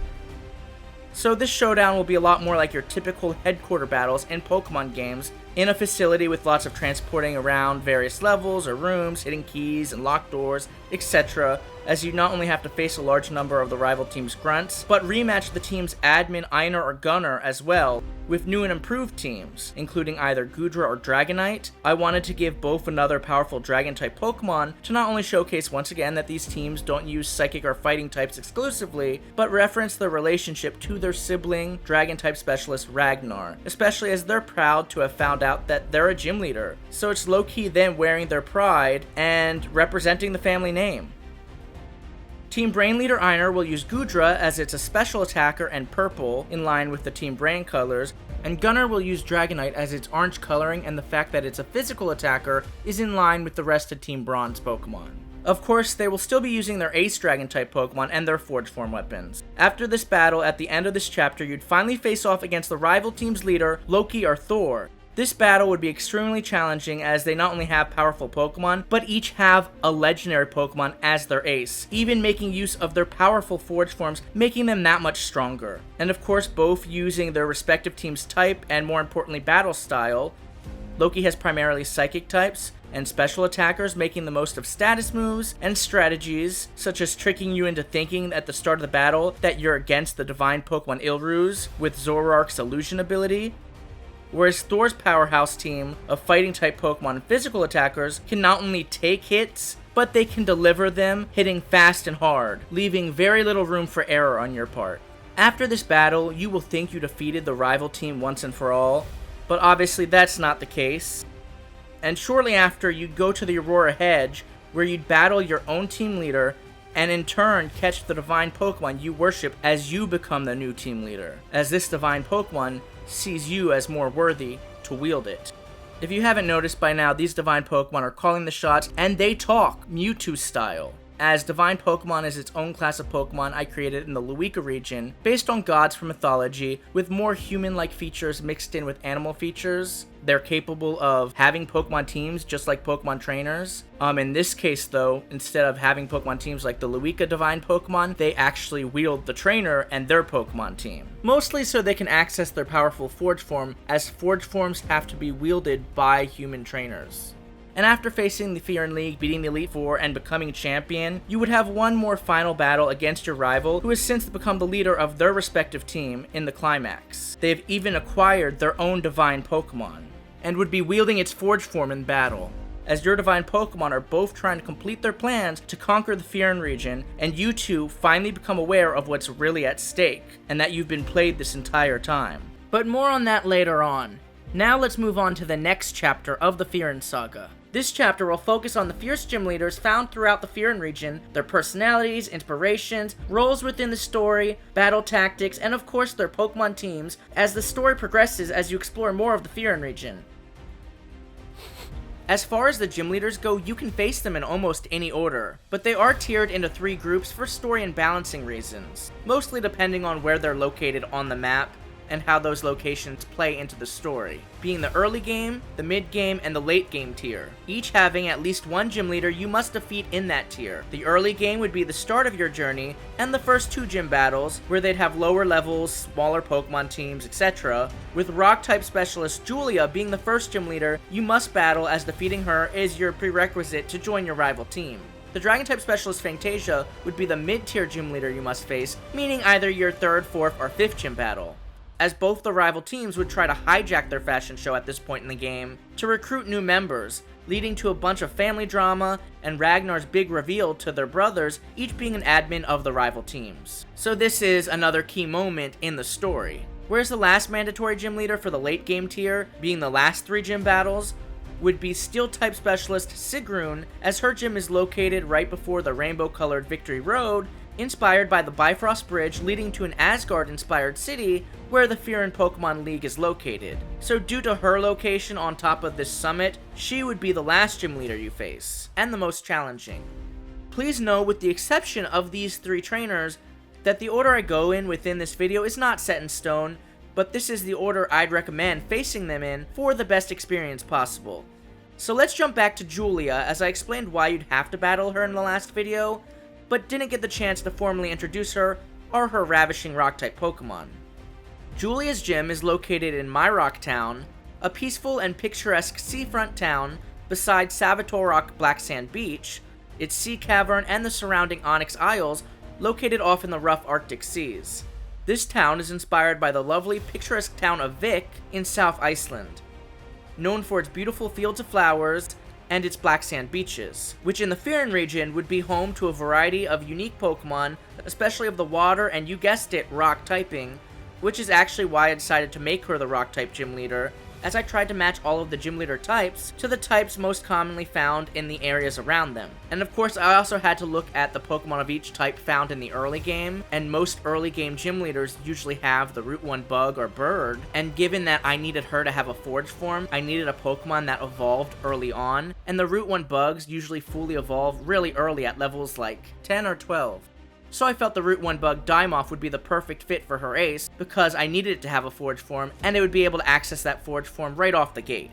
All of the gym leader teams are structured that way, so their ace Pokemon and Forge form weapons would be available at any point within the journey, because them wielding their Forge form weapons is a big part of the story and this adventure, as Champion Odin has requested that they all use Forge form weapons to help combat Teams Brain and Brawn in their plans to conquer the Fyrún region. In fact, they only really use these Forge Form weapons against you or your rival because you are a member of these teams, since the Forge Form mechanic is still seen as barbaric by most people today.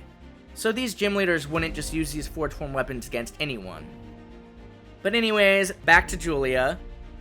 Julia is an experienced Pokemon trainer, having refined her and her exquisite Rock-type Pokemon's battling skills after decades of training. Her warm personality shines bright like a diamond, as she is the grandmother everyone wishes they had. In fact, I modeled her after my own beautiful grandmother, who passed away years ago. My Nani was absolutely beautiful inside and out, having actually modeled back in the day, and even in her later years, she would always dress in extravagant clothing and jewelry. It didn't matter where we would go, we could go to McDonald's, and she would still be fully dressed, from head to toe, makeup, jewelry, you name it. And boy did she love her jewelry, which I always thought could be rather gaudy, I'm not gonna lie, but she made it work. And I wanted to translate some of that into Julia's design, as I thought giving Julia a bunch of jewelry not only fit her occupation as a jeweler, but her rock typing in an organic way as well. Her brown coloring is also a nod to her rock typing, and more particularly her ace Diamoth, who her design obviously took inspiration from, especially in the jewels found along or at the base of the dress, which took inspiration not only from classic Icelandic or Nordic style dresses, but a lot of the extravagant dresses I would see my Nani wearing as well. Julia is not only a brilliant Pokemon trainer, but was once a famous Pokemon coordinator as well, dazzling audiences in Pokemon contests. Her time as a Pokemon coordinator and Pokemon contests in general will be explored more in the Fyrún region's first DLC, The Queen's Beauty, as she will be appearing once again as a member of the league's contest committee. You'll even get to meet her former rival, who plays an antagonistic role in the story of that DLC. And fun fact, actually happened to be the normal type gym leader of the Fyrún region once upon a time before the young electric type twins joined the league. But more on that in the future.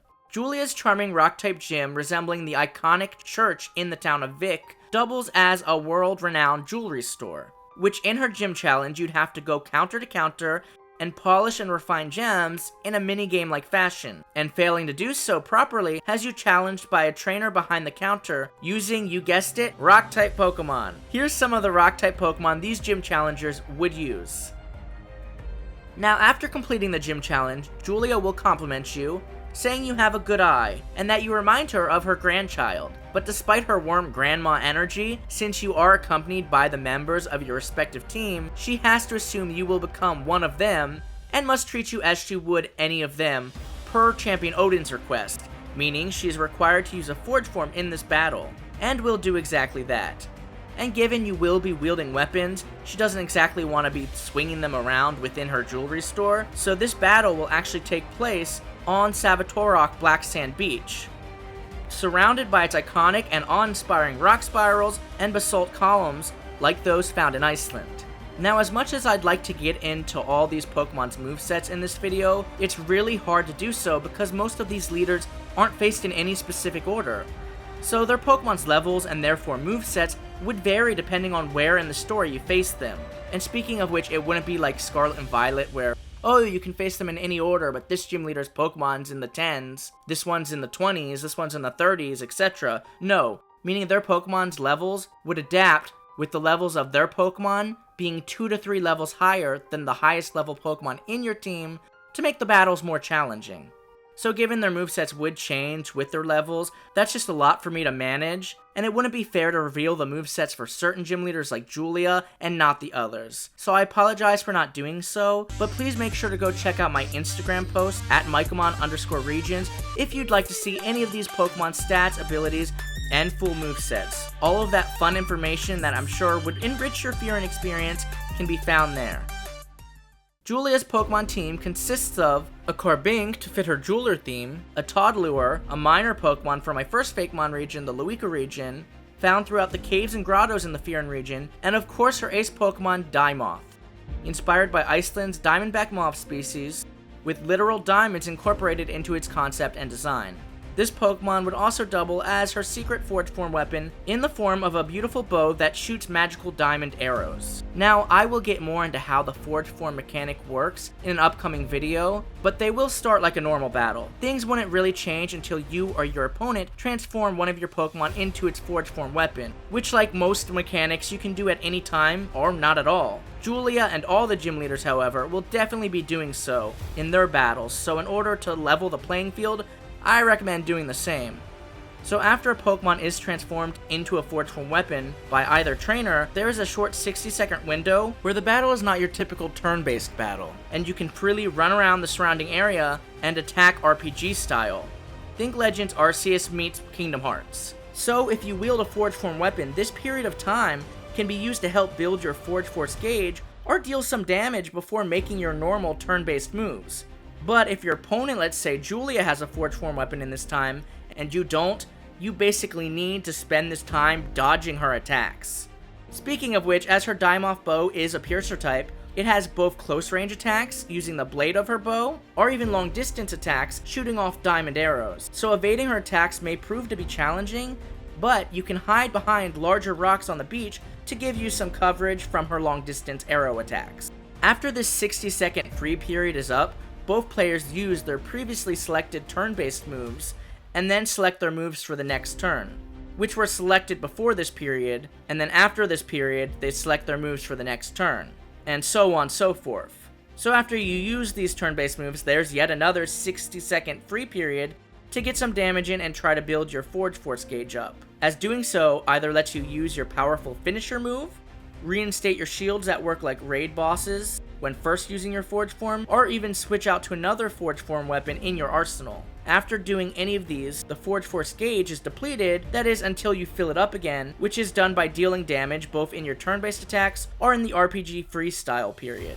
It's also important to note that oftentimes in these RPG style free periods, mini bosses in the form of powerful wild Pokemon from the surrounding area will enter the battle for this free period, either attacking you or your opponent, so you can choose to evade them or spend your time defeating them, which is yet another way to help build up your Forge Force gauge. In fact, this is the fastest way to do so, as they are a lot easier to defeat within this limited time period.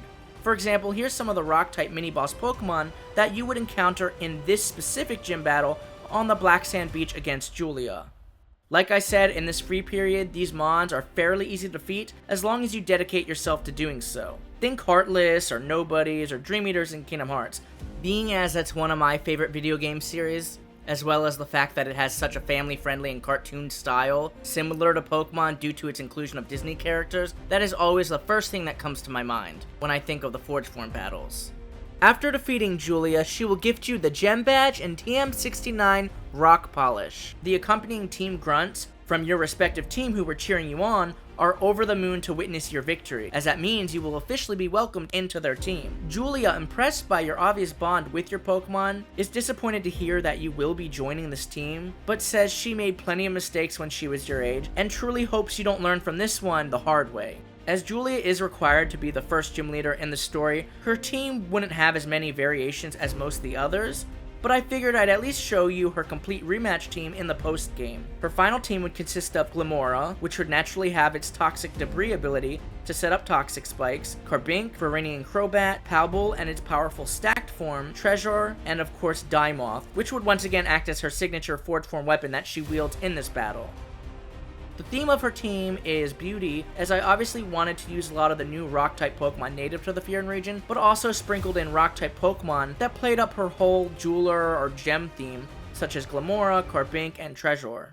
Also, before we move on, I wanted to give a quick shout out to my good friend, Trainer Mats, the phenomenally talented artist I commissioned to draw all of these characters and Forge Form weapons. I always have so much fun working with him, we work great together. So please do yourself a favor and make sure to go check out his and all the other amazing artists I commissioned to bring my ideas to life's Fakemon projects as well. The links to all of their pages can be found in the description below, so please go give them some love. Now let's move over to the rural town beside the Lowford farmlands, where you met Elite Four member and Ground-type specialist Burner in my last video, who is actually the son of the Grass-type specialist located in this town, Burker. As you can see, the apple doesn't fall far from the tree.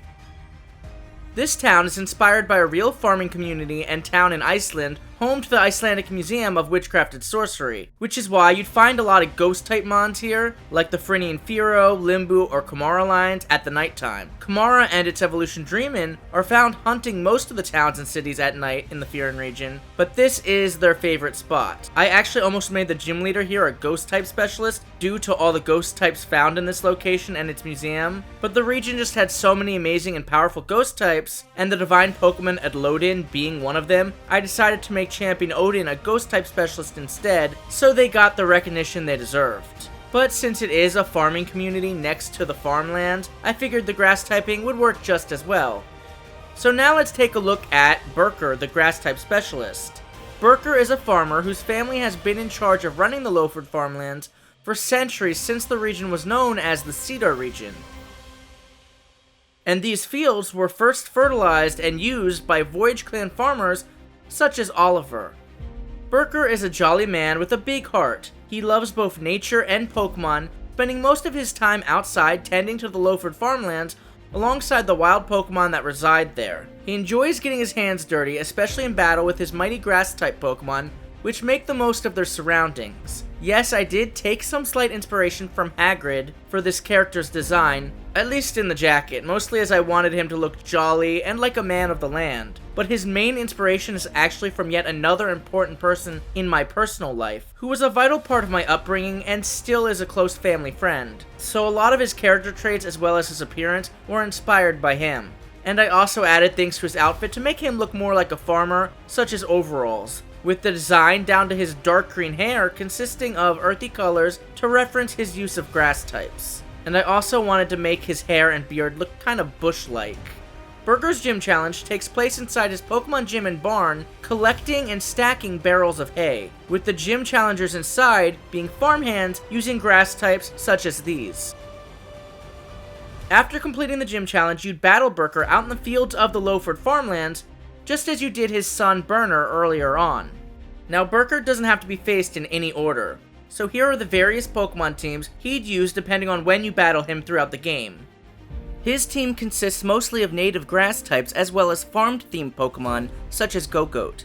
Of course, each team would use his ace Pokemon, Yggdrasil, which is based on Yggdrasil, the world tree from Norse mythology. Although it's a third stage evolution, it's accessed through trade evolution, so him having it earlier on makes sense. Yggdrasil transforms into a formidable forge form, a massive hammer of the Wrecker type, which he will wield in this battle. Each forge form weapon class has its own playstyle and perks, both in the freestyle and turn-based sections of battles. Wrecker type weapons, for example, move the slowest in freestyle sections, but they also pack the most punch, doing the most amount of damage, so you can really leave a mark before even selecting your move. Wrecker attacks also cannot be blocked in these sections unless your opponent is wielding a defender type. However, blocking does at least lessen the damage dealt if you're not wielding a defender weapon. So after he starts using his forge form weapon, make sure to keep your distance and dodge him as much as possible, because his attacks will leave a nasty mark. He can also take a hit thanks to his Yggdrasil's honed HP and defense stats after transforming into its forge form, because after wielding a forge form weapon, the trainer basically has the enhanced stats of that Pokemon they are wielding, including their HP and speed.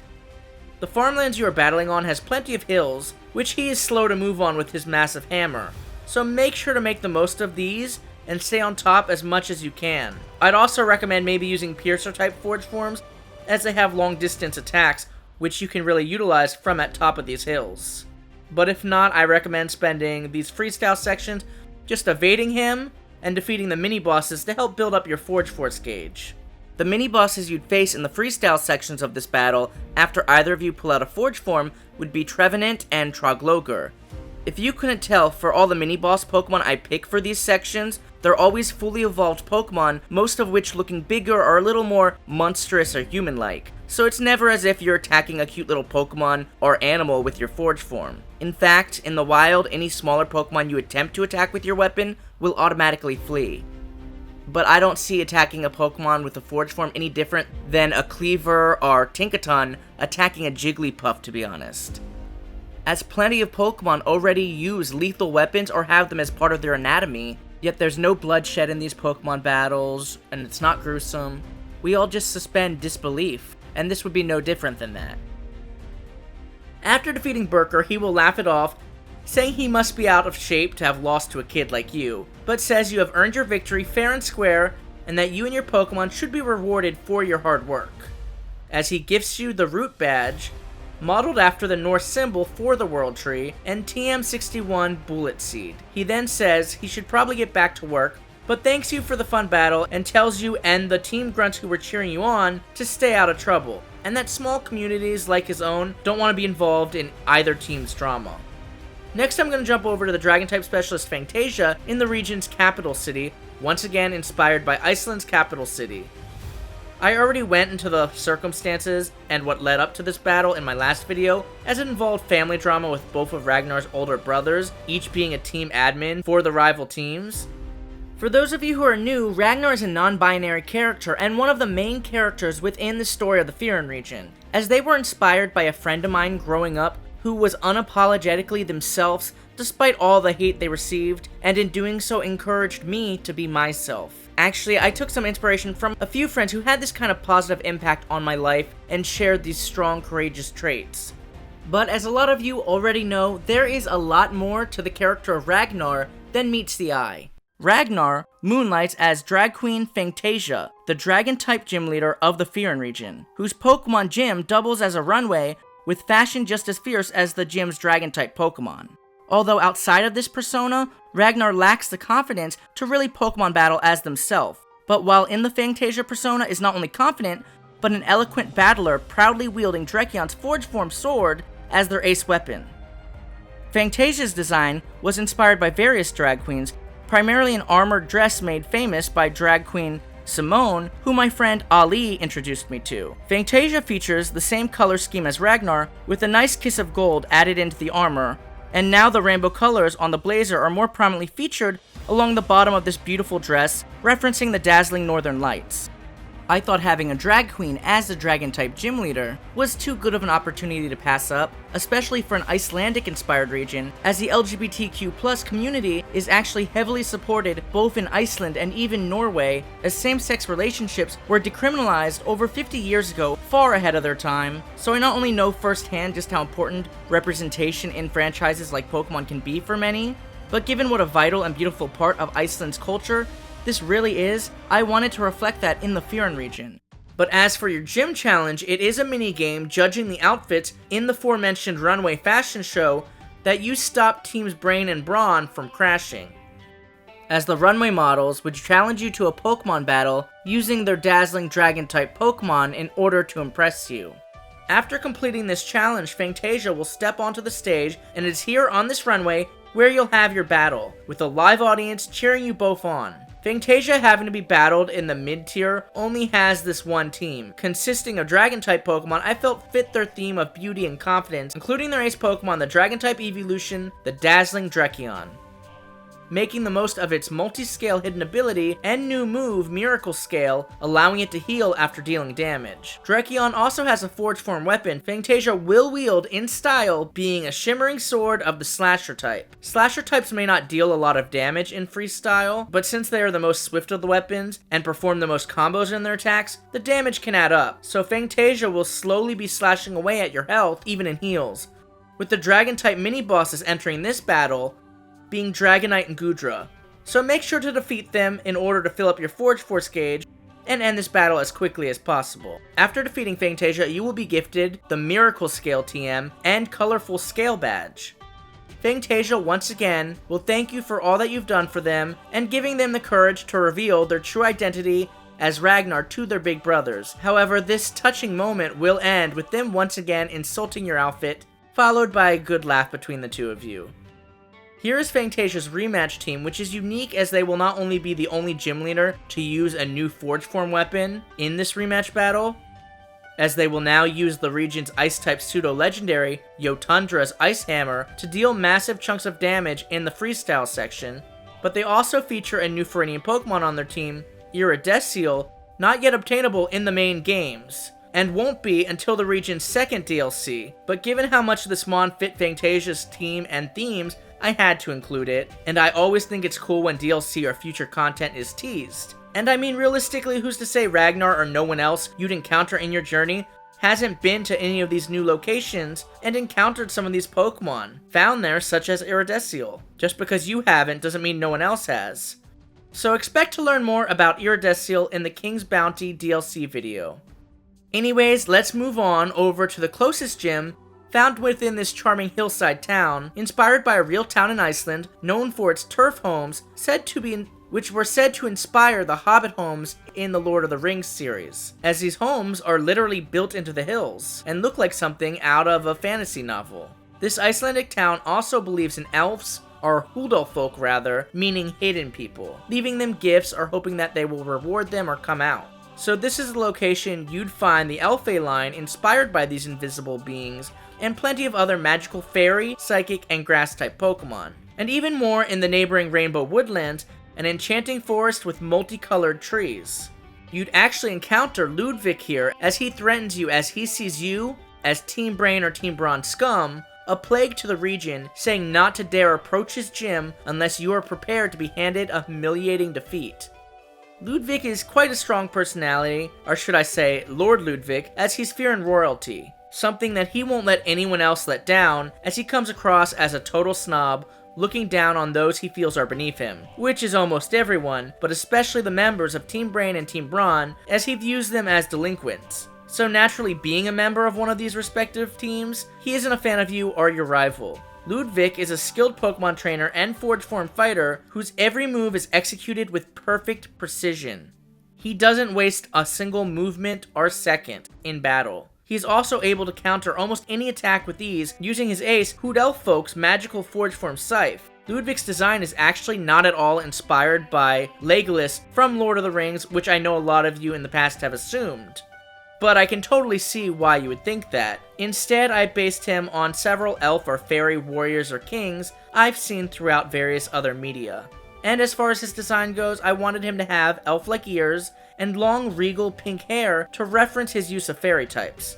I also think it's important to note that Ludwig is very flamboyant, with his personality being inspired by the character of Siegfried in Yu-Gi-Oh!, who used a Valkyrie-themed deck, which is why I made the connection to the Fyrún region and its Norse themes. So any of you who watch Yu-Gi-Oh!, that's kind of how you could expect him to act. Ludwig's gym challenge would be to find several invisible Elfay throughout the village and avoid being spotted by gym challengers with their own fairy-type Pokemon, who you'd have to battle otherwise. After finding all 25 Elfay, you will be able to battle Ludwig right within the grassy hills of the town, as he wants a live audience to humiliate you in front of, as he promised back in the Rainbow Woodlands.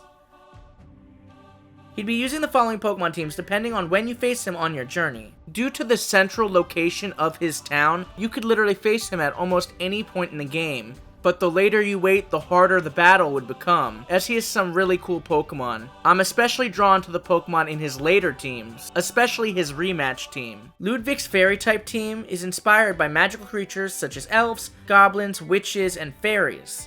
If you're wondering why he doesn't have a whole lot of new fairy types native to the Fyrún region on his team, that's only because they are either prominently featured on another main character's team, or more importantly, they don't fit the magical, fairy tale-esque theme of his team. But there are plenty of examples of this in the real Pokemon games, where the gym leader only uses a new native Pokemon. But the fact that his Ace and Forge Form weapon are a new Pokemon is what I think matters most. Ludwig's signature Forge Form used in this battle would be a Scythe of their aforementioned ace Pokemon, Huldolfolk. This Scythe deals swift attacks in quick succession, as most slasher types do, and Ludwig himself is also quite fast. So you'll either have to go on the defensive and make sure to strike first, or create some distance off the bat, otherwise you won't have much time to recover, let alone attack him, as his attacks are just relentless.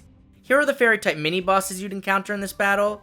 And unless you really want to fill your Forge Force gauge, I recommend avoiding them altogether, as you're already going to have a hard enough time evading all of Ludwig's swift and relentless attacks. So if you take the time to attack one of them, you're just going to be leaving yourself wide open, because he does not battle any of these mini-bosses like some of the previous gym leaders do. He just goes straight for you and keeps on hacking. However, if you do manage to defeat Ludwig, you are gifted the Fable Badge and TM23 Enchantment. a new move I created in the Lyrica region that is essentially a fairy-type fire blast that can cause infatuation. I also wanted to point out that like most of the Fyrún gym badges, the Fable badge is actually modeled after a Viking symbol known as the Troll Cross with magical origins and meant to represent protection. Ludwig is obviously not pleased with his defeat and only rewards you with these out of obligation as there is a large audience watching. But make no mistake, he still cannot stand your guts. The next Pokemon gym I'd like to cover is a dark and dusty town located right underneath the region's active volcano, inspired by a real town in Iceland by one of its many active volcanoes that I instantly fell in love with. This town's proximity to Fireshalt Mountains, active volcano, and its fierce fire-type Pokemon, as well as the beautiful nearby lava fields and lava caverns like those in Iceland, make this town a real tourist destination. As a result, it features a variety of the region's finest restaurants, including fire-type specialist Cole's world-famous restaurant, which doubles as his Pokemon gym, offering a unique culinary experience as all the food is prepared and cooked right in front of you on volcanic rocks, using fire-type Pokemon. This restaurant was dedicated to and inspired by the cooking styles of Cole's ancestor, who was once the head chef for the ancient Voyage clan back at the time of the Cedar region, Agot. As for Cole, he is a world-renowned chef, as it clearly runs in the family, as his family has said to have started some of the region's earliest restaurants, a trend that has continued for centuries to come. He personally has even opened up several more worldwide. He has a fiery passion for cooking and Pokemon battling, so having this fire-type gym function as both is a dream come true to him. He considers Kafou from the Paldea region to be his rival as they trained in the same culinary school. But he gets infuriated anytime anyone even mentions Kafou's name, so I don't recommend doing so. In fact, he often explodes at his kitchen staff with heated outbursts over the smallest mishaps. This is only because he is a perfectionist and total workaholic devoted to his crafts, with very little free time outside of work. So some of that stress builds up and is often released upon his employees. However, they all have nothing but the greatest respect for him, as they know just how much he puts into everything he does. And outside the heat of the kitchen or the dinner rush, he's quite a nice guy. Cole is inspired loosely by world-famous chef Gordon Ramsay, as well as someone very near and dear to me, with some slight tweaks like his fiery red hair and beard. His name being an Icelandic name that sounds like coal, as in the coal you burn, and it also happens to be the name of a popular Icelandic restaurant, which I thought couldn't be more fitting. Being a chef, he's of course wearing a chef's coat, lined with the restaurant's logo and blaze badge symbol along the bottom of it. The same one featured on the bottom of his ancestor Agot's Team Voyage apron, which I thought would be a nice callback. And the colors are pulled straight from his ace Pokemon and sous chef Fire Water type Lobstew, who helps him both in the kitchen and on the battlefield with its scorching hot attacks, and of course even acts as his Forge Form weapon. While Cole respects Champion Odin enough to follow his requests and use a Forge Form weapon, he seems unfazed by the whole feud between Team Brain and Brawn. And that's because he's already got enough on his plate running his restaurant and gym, which he already puts all of his free time into. So he just wants to get this battle over with as soon as possible, and to save time, he puts you right to work, as his gym challenge would take place in his restaurant as you participate in a timed minigame preparing and cooking food alongside fire-type Pokemon to be served to guests. If the guest doesn't like the meal you've served them, they will challenge you to a Pokemon battle using one of the following fire-type Pokemon. So if you can't take the heat, get out of the kitchen. After successfully helping Cole and the rest of his culinary team cook and serve all the patrons, who leave immediately afterwards, he proceeds to thank you and says he is quite impressed, especially by someone from Team Brain or Team Brawn, and that maybe you're not all as bad as Champion Odin thinks after all. He then says he feels he owes you a full-out battle, asking you to meet him at a fiery arena on Fireshalt Mountain's active volcano. Now this battle would be a challenge because like the volcano area in Pokemon Legends Arceus, against Hisui and Arcanine, you'd have limited space in the freestyle sections of this battle as you can't touch the lava. But unlike Legends Arceus, you can actually fall into the lava, which would cause you to lose the battle immediately. So stay vigilant, as his main motive in the freestyle sections of this battle would be to knock you into the lava, as he would come at you swinging his Lobstew's Forge Form axe, trying to knock you in. You'd also have to contend with mini-bosses in the form of fire-types Ceruledge and Armarouge. So avoiding falling into the magma of this volcanic environment will be your biggest challenge in this battle. Actually, I would recommend using a Defender-type Forge Form, a shield, as while you're wielding one, you take no damage without even having to block, unless dealt by a wrecker type weapon, of course, which Cole is not wielding, so you are safe. And if you do use the block mechanic and time it perfectly with an enemy attack while wielding a defender type weapon, you can actually deal damage back to that opponent. Now let's take a look at Cole's team, once again depending on when you battle him in the game, consisting of the following fire type Pokemon. I of course wanted to feature a lot of the region's native fire types, like the Flam and Roaster lines, as well as Hisselder in the rematches. But the main theme was to have Pokemon I felt could be eaten, or that are commonly eaten in Iceland, such as Flam, as lamb is the most commonly eaten dish in Iceland, Roaster as well, chicken, Magcargo, like escargot, and of course his Acelop stew, as lobster is a delicacy worldwide, but seafood is huge in Iceland as well. Scovillin is also a chili pepper, which could be used to cook food, and Hisselder is kind of the one exception, even though I know horse is eaten all over the world. I think that's a little dark. Thankfully, Iceland isn't one of these places, and yes, this theme overall is a little dark, but we already know that they eat Pokemon in the Pokemon universe. That's been confirmed, and it's not like he'd actually be eating his Pokemon. It was just a fun theme I tried to use to determine the Pokemon he'd use. After defeating Cole, he will gift you the Blaze Badge and TM50 Overheat, saying you continue to impress him, and that someone as gifted as you shouldn't waste their talents, telling you to pursue your own passions, not those of others, and that he thinks you are above all the nonsense, as like most people in the region, he's unaware of what's really at stake in this turf war between the divine Pokemon. In fact, most people don't even know the divine Pokemon are involved. Now I want to swing over to the electric type gym, found in a futuristic and high-tech city with large bridges connecting the two sides between this gorgeous canyon, inspired by many of the famous canyons found in Iceland. And I added some fantasy elements to this location with the futuristic city, as I like to add at least one fantasy location to all of my regions to make it clear that they are fictional places, as Pokemon often does the same with its own locations. At the base of this canyon, you'd find a wide variety of Pokemon, but the majority of the electric types in the region can actually be found in the neighboring area known as the Galvanized Garden, an electric field of flowers swarming with electric type Pokemon such as Duo, Vestplug, and Sproutlet, who share an electrical charge instead of pollen. The electric type Pokemon here create enough electricity to power the entire Fyrún region. This electrical outlet, of course, being harnessed and distributed within the city, which makes the most of this natural power source. It is here you will battle electric-type gym leaders, twins Minnie and Magnus. Loosely inspired by Thor's children, Magni and Modi from Norse mythology, hence the electric typing. And their names also represent minimum and maximum. Minnie and Magnus run an electric-type gym focused on double battles. These two don't often see their parents as they're usually busy elsewhere. You may know their mother, who is currently a gym leader in another region, while their father, Thor, hasn't exactly been there for them as he's the leader of Team Brawn, and too busy with the feud going on between the two teams to give his children any attention. So needless to say, they are not fond of either Team Brain or Brawn, including you. No stranger to neglect, they became professional gamers and gym leaders following in their mother's footsteps. They are always up for a challenge, looking to level up together and alongside their Pokemon, as their gym is a virtual arcade. Minnie is deaf, hence the hearing aid, and her brother Magnus is her translator in and out of battle. That's why they usually tag battle, so she can communicate with her Pokemon easier with her brother's assistance. As I mentioned earlier, I really wanted to represent people with disabilities within the Fyrún region, as they are often overlooked in media and franchises such as Pokemon.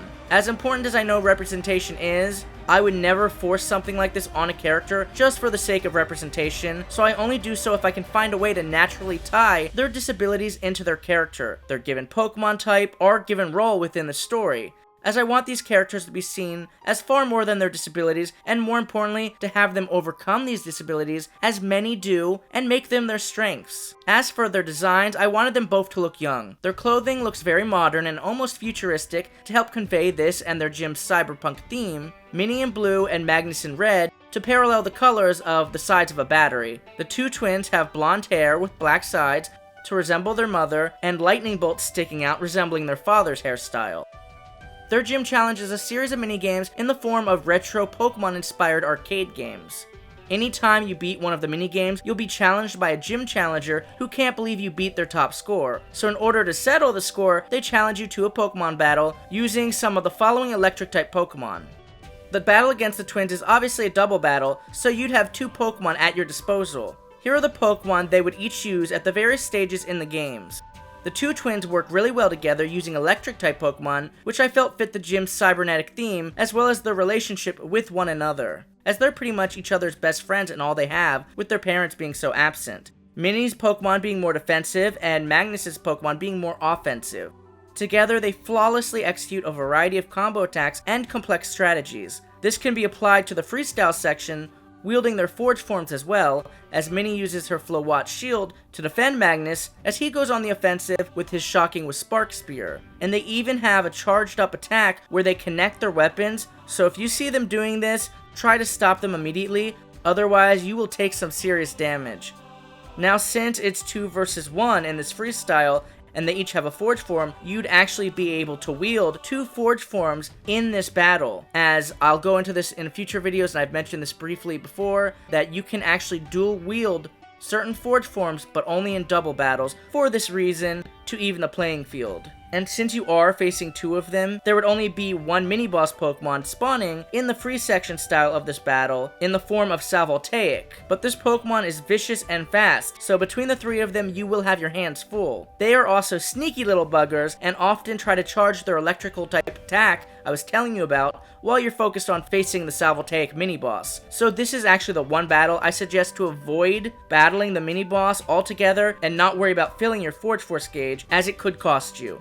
After defeating them in battle, the twins will gift you the Circuit Badge and TM Volt Switch. The Circuit Badge is inspired by the Norse symbol, the Thunder Cross, with some slight tweaks to make it look more like an electrical circuit and less like a swastika. Now let's head over to this beautiful seaside town, inspired by the iconic town of Húsavík in Iceland. Here you can explore some of the open ocean and various islands, go whale lord watching, and find a wide variety of other water-type Pokemon. Those of you who watched my last video know this is where the rival team's base is located, so this is where you'd have your final headquarter battles that you have against most evil teams in Pokemon games. As for the water-type gym leader in this location, her name is Maria, and she's actually from my upcoming 3rd region I'm currently working on, inspired by Brazil. So she's Brazilian. As for her personality, her moods change with the tides, as she struggles to communicate and control her emotions, which can be as deep or as unpredictable as the ocean. As a result, she has trouble making friends, and likes to spend most of her time alone with her water-type Pokemon out at sea, as it has always brought her comfort. Yes, if you didn't pick up on this already, she is on the spectrum. She moved to the Fyrún region seeking isolation from the family pressures she faced back home in the tropical and energetic Zoni region.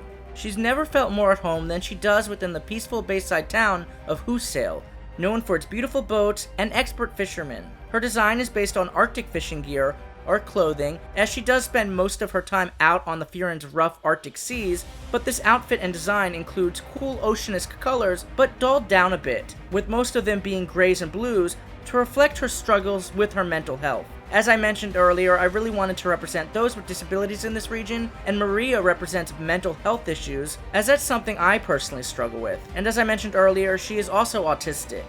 And I'm sure you don't need me to point this out, but her wavy blue hair is meant to resemble waves. Maria's gym challenge will take place out on a fishing boat far out in the bay, as you'll be expected to reel in a certain number of cascade before battling her. However, there will be other fishers on the boat with you to battle using the following Pokemon. So finding that perfect spot to make that catch may prove to be a challenge. After completing the challenge, she'd tell you of the pressures and abuse she faced from her famous family back in the Zoni region, as she felt she couldn't live up to their high expectations. You're the first person she's opened up to like this in ages. After this heart-to-heart, you'd sail back to shore and have a seaside battle at the docks. Here are the following Pokemon she'd use depending on when you'd face her, and her ferocious Catlantic, who is her Triton Forge form and doubles as her secret weapon. Her team has an ocean theme, as all of them are based on creatures you'd find out at sea. And of course, here's her rematch team as well, which like the Fire and Grass leader, would include the water starter Vicrab on it as well. In the freestyle portions of this battle, she likes to keep her distance and wait for you to strike, unless she sees the perfect window of opportunity, as the mini-bosses here are Palafin Hero form and Jawful Nemesis form, so you'd have a lot to contend with. She almost lets them do her dirty work, waiting for you to be vulnerable before striking. However, if attacked, she will fight back with a Fury, using her Trident's pointed attacks. And as a Piercer type, don't forget, she can throw it with long distance attacks at her disposal as well. After defeating Maria, she will give you the TM Riptide, which is a new special move that works like Dragon Tail, switching out the target's Pokemon.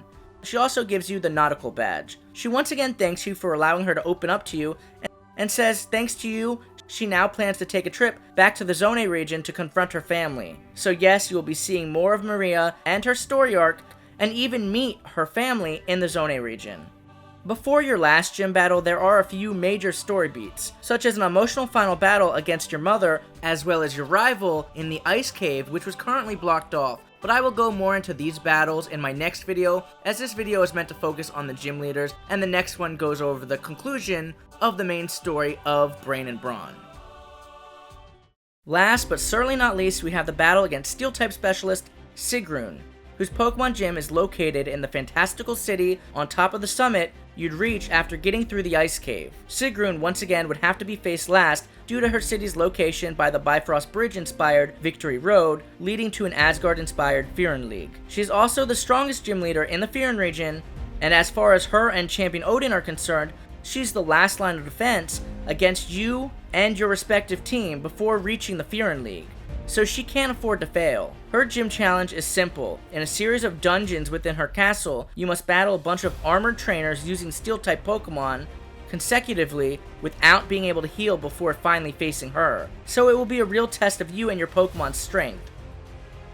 Sigrun is just as brave as she is beautiful. Tough as nails, she is willing to jump headfirst into battle with her Pokemon and Forge Form weapon at any time. She believes the best offense is a good defense, using her sturdy Steel types to wear out her foes, striking them down when they're most vulnerable, which is exactly what she would do in the freestyle sections of this battle. Given she is wielding a defender type weapon in the form of Frigilif's shield, attacks from head-on won't do any damage, and she doesn't even have to block. But if she does counter with a block, she can deal some hefty damage back. So if you're going to try to attack her, it's best to try to attack her from behind. But this may prove to be challenging with mini-boss Pokemon Aggron and Aegislash to contend with. Here is her Pokemon team consisting of Steel-type Pokemon with an armor or weapon theme to reference the fact that she is a fierce warrior. And of course, here's her impressive rematch team. Defeating Sigrun and her impenetrable Steel types earns you the Armor Badge, and TM Iron Edge, which is a new move I created for my first Fakemon region, the Luika region. The Armor Badge is once again inspired by a Norse and Viking symbol, two actually, both the Knot Shield combined with the outline of a Viking or Valkyrie shield. As much like her ace Pokemon, Sigrun is clearly inspired by Valkyries, with long flowing blonde hair and a strong physique. She is really hard on herself after failing to stop you. At the same time, she is genuinely impressed with your strength having been able to defeat her, and wishes you the best of luck in your endeavors, saying you'll need it against the Elite Four and Champion Odin. Which takes us to the next chapter of the Fyrún Saga. This chapter will cover the climax of the story as it delves into your battles against the Elite Four, Champion Odin, as well as the divine Pokemon you chose to serve, and your final rival battles against your overprotective mother and childhood best friend turned rival, as it will provide the epic conclusion to the Fyrún Saga. Okay, I think I'm losing my mind. Now, the last video ended with you defeating the final gym leader Sigrun, as the gates to the Bifrost Bridge-inspired Victory Road are found in her city, which leads to an Asgard-inspired Fyrún League. But as I mentioned in the last video, there are quite a bit of main story beats and battles before your final gym battle, which I didn't want to talk about in the last video, as it was focused on the gym leaders and it was already pretty bloated. So as promised, I want to rewind a little bit and go back to those moments, as this video will provide the climax to the story. Starting with an emotional battle with your mother, Professor Aspen. After finally finding out about your involvement with your respective team in the Boral Bay, she ends up getting weird readings detecting a strange energy source from the Aurora Hedge, so she's going to investigate as she suspects Team Brain or Team Brawn to be behind it, as it's got the signature of a divine Pokemon. However, bumping into you on the way to the same event where your team leader, Thor or Loki, is waiting for you, she ends up finally discovering that you are part of this team, which obviously doesn't go well, but I'll get into that here shortly. This is the final team she uses, being a compilation of the single-stage Pokemon she has used in various other battles against her in the region, in addition to her starter Pokemon, of course, being the one weaker to yours. This would be her first time actually wielding a Forge form in one of your battles against her, being the fully evolved starter Pokemon she chose to adopt. And she's only using this weapon to give you some tough love, as she's not happy with this discovery, especially despite her best efforts to warn you of this feud and ask you not to get involved. So she is ready to show you firsthand how serious Forge form battles can be. And she'd even have an upper hand in the freestyle sections of this battle, as she'd be able to use her Rotom Wheelchair's helicopter function to hover around the water and go iceberg to iceberg with ease. You can go after her surfing on Fyrún Lapras, but she's much faster and usually goes to the highest point of the peak, charging up a long distance attack to strike you with. To reflect the icy location and her ace Pokemon Shakaru, who is an ice type, you'd also have ice type mini bosses to contend with, in the form of Bearctic or Epilogue while on the icebergs, and Walrein or Gyarados while surfing between the iceberg islands. After defeating her, she realizes just how capable you and your Pokemon really are, and finally reveals to you the incident that led to her becoming paralyzed. She was having a Forge form battle against her dear friend Isaac, most of you know is blind, so he wasn't able to help her avoid what was to come. So in the heat of their Forge form battle, she wasn't paying attention to her surroundings and ended up slipping and falling off a snowy cliff. Even her Pokemon's aura armor wasn't able to protect her as it normally would because she dropped her weapon before the fall. This is why she has always been overprotective and didn't want you to have a Pokemon for so long. It also explains why she was so worried about you getting involved with these teams' turf war and participating in Forge form battles. She was only ever trying to protect you from getting hurt like she did. She is sobbing during this family moment between the two of you, and it ends with a big hug. She says she couldn't be more proud of you and your Pokemon, and that you are more than capable of going all the way. She encourages you to chase your dream and go after the Fyrún League. But first, you both go to the Aurora Hedge to see exactly what's going on, as the divine Pokemon you worship is starting to execute part of their plan. However, your mother tells you from the information she's gathering that this isn't good, and begs you to stop them. So you would do exactly that, battling your own team leader, who is disappointed by your disobedience. If you picked Pokemon Brain, you'll be battling Loki, who will use a team of special attackers, primarily made up of resourceful psychic types. While if you picked Pokemon Brawn, you'll be facing Thor, who will use a team of physical attackers, primarily being powerful fighting types. Thor's team is more offensive, hitting hard and fast, with Pokemon that cannot just deliver a hit, but take one as well. While Loki's team implements impressive strategies, making the most of status moves and effects to control the battle. Of course, both will have the divine Pokemon they serve, wielding its fierce Forge form at the end of the battle.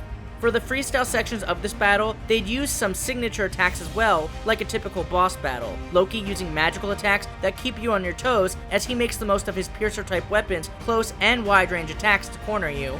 And Thor using powerful lightning-based attacks that devastate the battlefield as he overpowers you with his strong wrecker-type attacks. The mini-bosses against Loki would be Alakazam and Gothitelle, while the mini-bosses against Thor would be Machamp and Conkeldurr, called upon by the power of the divine Pokemon they wield, as they can't naturally be found in this area. Because of this, these mini-boss Pokemon won't attack your opponent like they normally do in the freestyle sections, so you're going to have a lot on your plate in this battle. However, if you manage to win, you'll be able to catch the mascot legendary and divine Pokemon of your version for yourself, just as you do any Forge form capable Pokemon at the end of a raid battle after defeating a raider. So this is essentially the mascot legendary battle of the game. And the reason that you're able to catch this divine Pokemon after the battle is because it chooses you after defeating the team leader, as it now sees you as more fit to lead this team and wield its power. However, you'll quickly see afterwards that this great power comes with great responsibility, and that the team leader wasn't actually the one calling the shots, as the divine Pokemon will appear for various cutscenes for the remainder of the story, trying to manipulate you into doing what it says, as it did the previous leader. After this legendary battle, you'd go to the Ice Cave, which was currently blocked off. Here you'll encounter your childhood best friend turned rival for yet another battle, this time using their fully evolved starter Pokemon super effective against yours and its Forge form weapon. They are once again jealous of your success, as they know you are now the team's leader and have caught the team's chosen divine Pokemon. However, this has encouraged them to do the same, but before doing so, they want to see if they can defeat you. Here is the team they'd be using in this battle.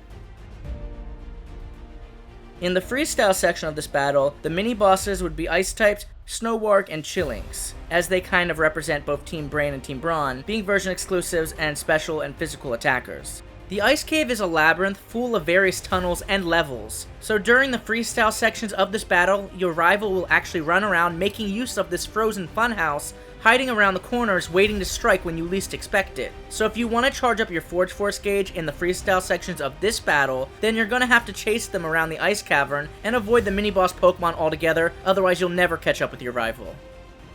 This battle is unique, as this is your first battle since joining each team without members of both your teams watching you, so your rival will actually apologize to you for how out of hand things have gotten, and you two will actually be able to have a fun, spirited battle just for the fun of it without any pressure, reminding each other that you are still friends. You'd even both receive your frozen fossils here, and they'd let you pick first as an act of good faith. While you agree neither of you can hold back from here on out, as you both are determined to become champion and see your team's goals through, and only one of you can succeed in doing so, it is nice knowing that your friendship, while strained, is still intact. Okay, now let's go back to where we left off right before Victory Road. Now there are no wild Pokemon on this Victory Road, but there are several trainers for you to battle and hone your skills, and at the end of the line you'll be greeted by an old friend, Ragnar, who challenges you to one last battle as their true self. As they once dreaded battling unless in the Fantasia persona, but thanks to you, they now have the courage to do so without it. Not to say they have given up that persona entirely, it's just no longer the crutch it used to be, as they have gained a new sense of confidence after standing up to their big brothers and revealing their secret identity. So here is Ragnar's updated team of Dragon-type Pokemon. It is also important to note that outside of the gym battle with Fantasia, you've never actually had a Forge Form battle against Ragnar, and Ragnar will be wielding a new ace weapon in the form of pseudo-legendary Yotundra's Ice Club, inspired by Frost Giant Ymir's signature weapon. As far as the freestyle section of this battle goes, wielding a Wrecker-type weapon, Ragnar can now deal some serious damage with their attacks, even through your blocks, but they're also fairly slow given the Ice Club's weight and size, so use this to your advantage, but be careful to avoid the mini-boss Pokemon, which are once again Dragonite and Goodra, same as in their gym battle, as Fantasia. Ragnar wishes you the best of luck after your battle, and says they know you'll come out on top, as you actually look half decent today, which is a running joke between the two of you, as those of you who follow these videos know, because Ragnar is constantly making fun of how you look or dress. So this is actually a big compliment coming from Ragnar. After this battle, you'll arrive in the magical and awe-inspiring Golden City inspired by the city of Asgard from Norse mythology, which I'm sure most of you are familiar with from the Thor movies. Ragnar will show you around as you'll be approached by all the members of your respective team, which you are now the leader of once again. So they're here to cheer you on in the final battles of the Fyrún League and awaiting your orders as the Divine Pokemon's plan to conquer is quickly approaching. Ragnar is a little uncomfortable with this as they view these teams to be cult-like, well, because they are, but especially as both their big brothers were torn apart by these teams. So Ragnar is super confused as you start giving orders to the grunts, as the divine Pokemon you have since captured is possessing you. Ragnar instantly knows something is up as this is out of character for you, and uncomfortable checks out, but tells you to be careful, that Champion Odin is willing to do whatever it takes to stop you and your group from climbing any higher. Now after entering the castle where the Fyrún League is located, you'll find yourself in a giant hallway with several giant doors, each leading to one of the Elite Four members' giant chamber rooms, themed after that member's respective typing.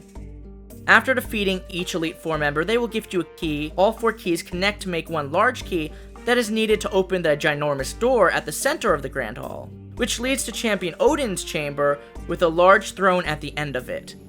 As I said, these Elite Four members can be faced in any order, but I'm going to start with Burner. You already had a brief encounter and battle with Burner in the Lowford Farmlands before facing his father, Grass-type gym leader Burker, in the neighboring town. But he's gotten a lot stronger since, with an updated team of mighty Ground-type Pokemon. Burner's design is quite simplistic, based on classic Icelandic clothing such as a tunic. He also has worker boots and belts fitting of a farmer such as himself, sporting earthy colors like his father to represent his mastery of the ground typing. And I also really wanted him to resemble his father, which is why they share the same dark green hair. I mean that and the fact that they are related. But I wanted him to look like a spitting image of his father, almost like what a young Burker would have looked like at his age. Burner grew up on the Lowford Farmlands, taught discipline and hard work by his father Burker, traits he will forever be grateful for as he's applied them to Pokemon battling. However, Burker always wanted his son to carry on the family tradition, taking over his Pokemon gym and the Lowford farmlands. But Burner wanted more for himself, and didn't want to do what was always expected of him. Instead, he wanted to succeed his father, and do what no one else in his family has done, and become a member of the Elite Four. So using the valuable skills his father passed on to him, he worked his butt off in order to make that happen. While disappointed Burner wasn't going to carry on the family tradition, Burker has always been supportive of his son's goals and extremely proud of him. Burner still of course goes back and helps out on the farm every chance he gets. Now thanks to his training and powerful ground type Pokemon, Burner is a force to be reckoned with. As far as his team goes, I picked ground types I felt were bulky and intimidating, as his team is mostly defensive to reflect the fact that he wields a shield, and represents the defender weapon type. Naturally, he also has some native ground types to the Fyrún region, like Dargrave, and his father's ace Yggdrasil, which I like to imagine his father lent to him for this battle, after losing to you in his gym, so his son would be fully prepared for what's to come. But he also had a Midgarden previously on his team, so it could have just as easily been his own Midgarden to evolve. He will of course be using his own ace, once again, Odloam, based on cattle and the primordial cow from Norse mythology. Odloam also doubles as his forged form weapon, being a massive shield. Being a defender type, he can take all of your attacks head on without taking any damage in the freestyle sections of the battle, so your only chance to attack him is from behind. But good luck, as he is often charging at you, utilizing the sharp horns on his shield. These charge attacks actually do a large chunk of damage too, and can be hard to dodge at times, but once you get the hang of it and learn how to time his attacks, you should be fine. Unlike the gym leader battles, since these battles take place indoors, there are no wild mini-bosses to enter the fight, or help build up your forge form gauge for that matter. So inflicting damage to him in the freestyle sections is crucial if you want to fill your forge force gauge up enough to use your finisher move. And being he wields a shield, this can be quite difficult. There will be a brief period after his charge attacks where he will be vulnerable, so make sure to get behind him and make your move, as this brief window will be your only chance to really strike and help fill that gauge. And once again, since there are no mini-bosses in these battles, these freestyle sections are a lot more like boss battles, as it's just you and your opponent, so they will each have a couple of extra attacks, much like the bosses in Legends Arceus, that you'll have to contend with in the freestyle sections instead. For example, Burner has his charging attack, which I previously mentioned. He also has an attack where he holds his shield up and causes a series of earthquakes all around the battlefield. The floor below will light up before the ground crumbles, so you have a brief period to evade, but if hit by these fissures, you'll take a significant amount of damage. And there are about 5 different quakes each time he uses this move.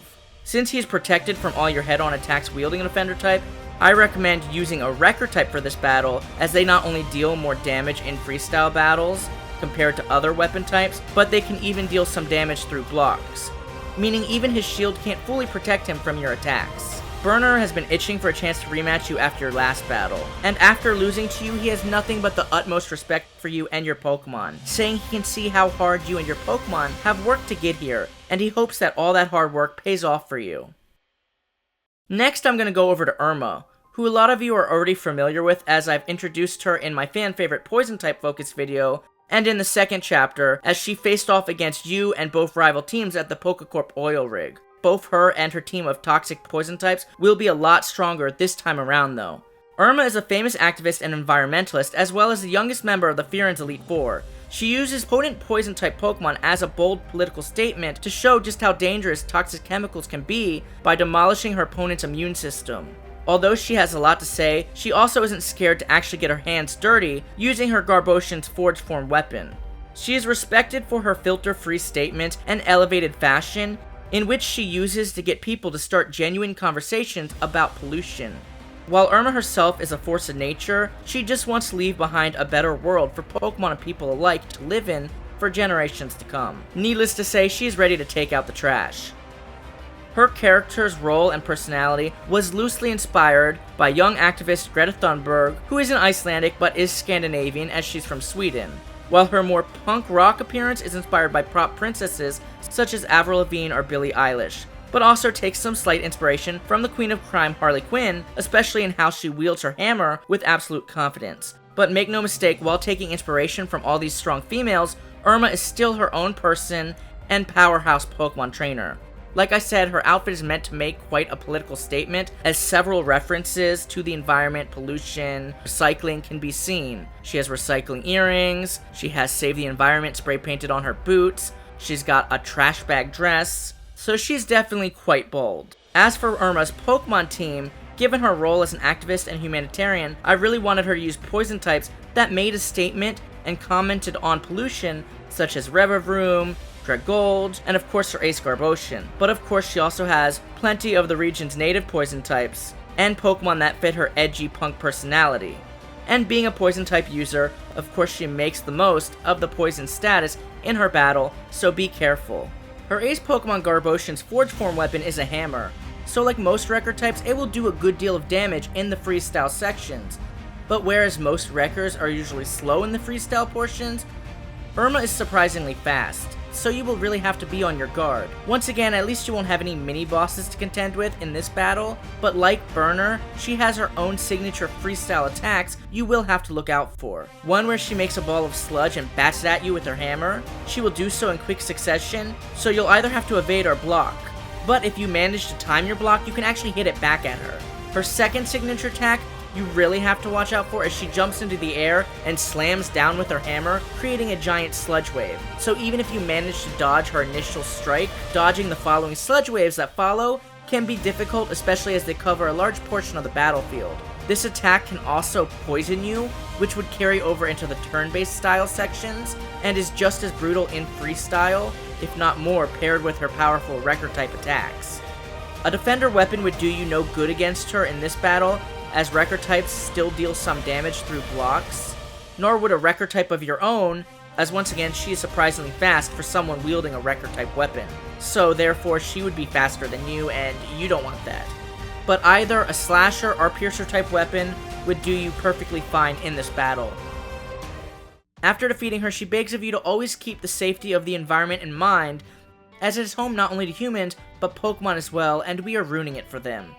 She has you make a promise, which is sealed with a surprisingly powerful fist bump. I mean, girls gotta be quite strong to lift a hammer like that. Okay, those of you familiar with my first Fakemon region, the Luika region on Instagram, already know and love wifes Winter and Winda. Both used to share a Pokemon gym in the Luika region on top of a giant snowy mountain inspired by Mount Kilimanjaro in East Africa. Ice-type Specialist Winter being exclusive to Pokemon Order, and Flying-type Specialist Winda being exclusive to Pokemon Chaos. Sharing the responsibilities of the gym so they could both pursue their dreams of fashion on the side. Winter interested in fashion designing, as she was inspired to make her own clothing line, and Winda in modeling, as she'd be the face of Winter's clothing line. Well, it just so happens their dreams came true, as Winter's warm, winter-themed fashion line was picked up in the frigid Fyrún region, where winters are harsher and last a lot longer than most regions. So both packed their bags and moved to the Fyrún region for a fresh start, and they even both got an upgrade as a member of the Elite Four. Now, just like in Order and Chaos, they share the position, so both of them have time to keep up with their fashion line on the side. So it's technically an Elite 5 in that sense, but there's still only 4 Elite Four members at a time, as they do rotate. This time around, Ice-type Specialist Winter would be exclusive to Pokemon Brain, and Flying-type Specialist Winda would be exclusive to Pokemon Brawn. I updated their outfits for the Fyrún region with even cooler colors, as they are launching a new winter fashion line, so I wanted that to be represented in their new clothing, as it's tailor-fitted more for the Fyrún region, and around the color scheme of their shared ace, Cold.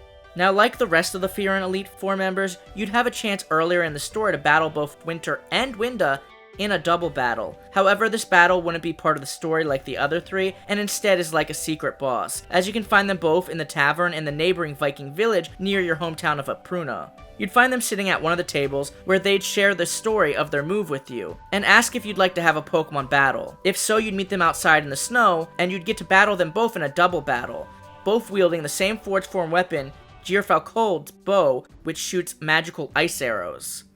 So given this is a double battle, to even the playing field, you'd be able to dual wield Forge Form weapons, and I definitely recommend doing so, as in the freestyle sections of this battle, they'd gang up on you, and wielding a Piercer type weapon means they can attack with both close range and far ranged attacks.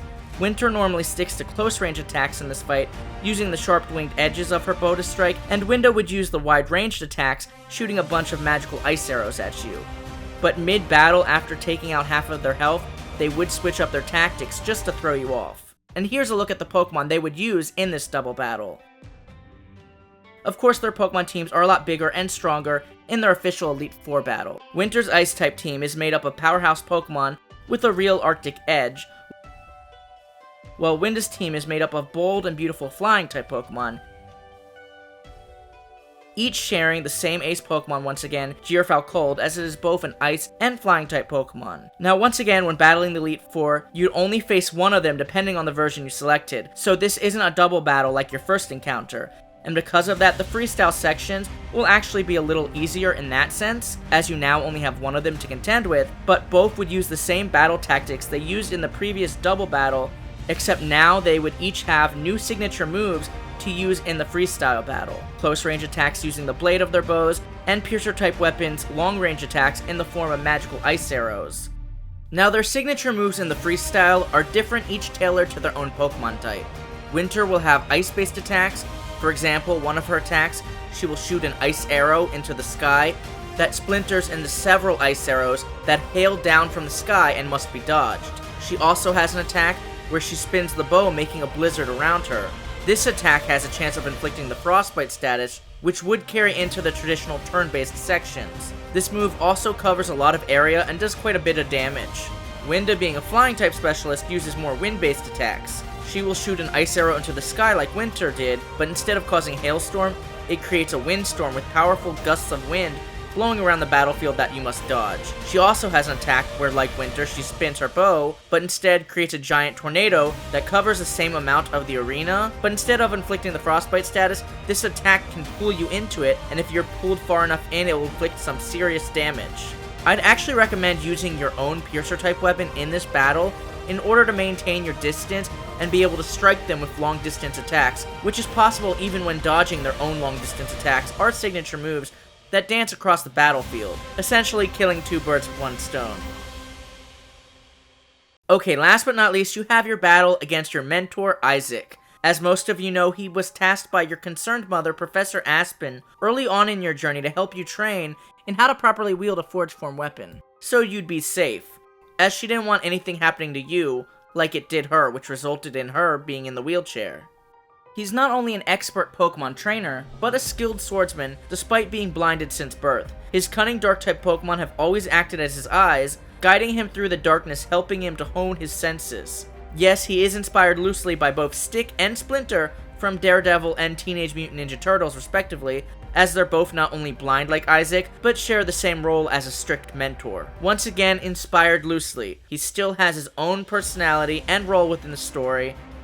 The biggest difference between Isaac and his two inspirations is while he may be strict, he's also a lot more vulnerable. He really seems to have taken a liking to you, which makes the revelation that you've joined your respective team and he must take you down for the good of the region that much harder, because he must push all his personal feelings aside and not hold back at all against you. And trust me, this will be one of the toughest battles in the game, especially in the freestyle sections wielding his forge form, so you may wish he was holding back against you. He not only trained you in how to wield a forge form in battle in a tutorial, introducing you to the mechanic, but he gifted you your battle bracer, which allows you to use the forge form mechanic, and gave you the Way of the Warrior super training tutorial as well, which not only allows you to super train all your Pokemon, but it's what allows forge form capable Pokemon able to transform into their forge form weapons after completing this training. You also had a little Pokemon battle against him as well in this tutorial, which ended up transitioning into the forge form tutorial as he lent you a Snowwarg or Chillinx's sword depending on your version. While training you how to wield a forge form, his partner Pokemon, Eisenier's Dark-type Rascarade sword, was his weapon of choice. But now, when actually facing him at the end of your journey as a member of the Elite Four, he will be using his secret weapon and true ace, Fire Dark-type Pseudo Magnarok, inspired by the fire giant of destruction, Surtur, from Norse mythology, as he will unleash a fury of destructive fiery attacks using its flaming sword, inspired by Surtur's signature weapon. So prepare for a heated battle between teacher and student, as things between the two of you didn't end on the best terms since your last encounter, when he discovered you were in fact a member of Team Brain or Brawn. But the fact that you are now the leader of said team, and leading the charge to overthrow Champion Odin, there is a lot more at stake, and once again, he cannot afford to lose. As for the freestyle sections of this battle, like I said, this part especially will be one of the hardest yet, as he's not only extremely fast, easily your fastest opponent yet, but his fiery sword attacks are swift and relentless, as slasher types are known to have more combos than most weapon types. Being a dark type specialist as one of his signature moves in the freestyle section, he also often disappears into the shadows, emerging when you least expect it to strike. His other signature attacks are just as difficult to evade though, one fully utilizing this use of shadows, as he constantly teleports around the battlefield between the shadows doing a variety of shadow-based slashes. These attacks, like I said, are relentless and extremely difficult to dodge, so you need to stay vigilant and block. Just block, block, block. More importantly, time your block perfectly to disrupt this attack, as doing so is your only real chance of attacking him and doing damage in the freestyle section. His other signature attack has the magma on the blade of his sword extend out, making the blade triple in length, as it's then engulfed in flames, and he starts slashing like a madman. Think Sephiroth from Kingdom Hearts, because these sword slashes have a long coverage, making it even harder to evade, and they also do a serious amount of damage. And as if that wasn't bad enough, they even have a chance of inflicting you with the burn status that, like all the other status conditions in the freestyle sections, would carry over into the traditional turn-based sections of the Pokemon battle. So I highly recommend using an Offender type weapon for this battle, so a lot of your damage is automatically nullified without you having to block. However, with him jumping around through the shadows so much, this will only protect you from the head-on attacks, as he does do quite a bit of attacks from behind or even the side. So this won't completely protect you, but as long as you stay vigilant with the Defender type weapon, you can neutralize a lot of his damage. Whatever you do, I do not recommend using a Wrecker type weapon against him, because they are so slow and he's just too fast. Same with Piercer types, long distance attacks, while normally quite handy, would do no good with how fast he moves, and the close range attacks on Piercer types don't have as many combos as Slasher type weapons. So that being said, I actually believe Slasher type weapons can be quite handy in this battle, especially if you perfectly time your blocks and are able to disrupt his attacks and get your own series of attacks in utilizing Slasher type's combos. He also has one more signature attack where he essentially summons Ragnarok, as he lifts his sword into the air and calls a tempest of molten fireballs that rain down from the sky in quick succession. These fireballs cover quite a bit of the area and once again do an insane amount of damage. Enough that being hit by 2 of them would pretty much instantly make you faint, so this move is quite terrifying. But he is wide open during the duration of this attack, so if you can manage to get close enough to strike him without being hit by a fireball, you can actually get some good damage in and disrupt this attack, which you'll want to do as soon as possible. As for his Pokemon team and the more traditional turn-based styles of this Pokemon battle, Isaac's team of Dark-type Pokemon are extremely menacing. At least that's the vibe I was going for, as I really wanted them to have an air of mystery and mystique to them to match Isaac's personality, and once again, Ragnarok is now his ace Pokemon. I'm actually totally in love with this team. It's my personal favorite of the Elite Four teams, but I would love to hear what your favorite of these Elite Four teams are, so please let me know down below in the comments which of these members is your favorite, and also which of these members' teams is your favorite.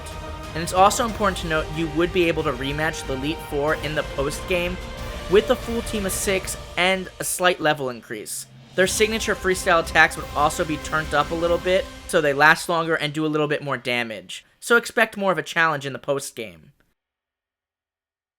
Now, after beating the Elite Four and acquiring all 4 keys needed to unlock the giant doorway to Champion Odin's throne room, the battle you've been waiting for can truly begin. Now, while his name has popped up quite a bit throughout your journey, and my videos for that matter, this is your first time actually meeting him. Although he seems to know everything about you, not only after all the commotion you and your team have caused in the region, but because the divine Pokemon he serves, Edlodin, is omniscient, and has had its eye on you for a while now. This is when you find out that Edlodin has foreseen you to be the chosen one to stop the divine Pokemon, despite currently serving one. So this comes as a shock. It has also followed you on your journey closely and is convinced that you'd be the perfect person to wield it next, now that Champion Odin is growing weaker with age by the day. The only reason the other 2 divine Pokemon decided to form these teams and strike when they did in the first place. So this battle is not only Odin trying to stop you from going through with your divine Pokemon's plans of domination, but also Edlodin giving you one final test to see if you're worthy of one day wielding its powers. That being said, you won't actually be able to catch it till the second DLC, The King's Bounty, which it headlines, as both Edlodin and Odin play a major role in that story, as they will be fleshed out even more since they didn't really appear till the end of this story. Also, despite me mentioning how Odin is no longer in his prime, he will still provide you with one of the most challenging battles in the game, if not the most challenging, as he is still a top-notch warrior and Pokemon trainer. His team of ghoulish ghost-type Pokemon has to be my absolute favorite in the region, if I'm being honest. I know a lot of you really love all the ghost types in this region. I do as well, which is exactly why I decided to make him a ghost-type specialist in the first place. And what I love about this team is it not only fits Odin's role in Norse mythology, with some of its Pokemon referencing iconic characters, but they're all just so cool and powerful. His ace, of course, being the divine Pokemon and father of the Forge Form mechanic, Edlodin, who he also wields in this battle as his secret weapon, a magical spear modeled after Odin's signature spear from Norse mythology.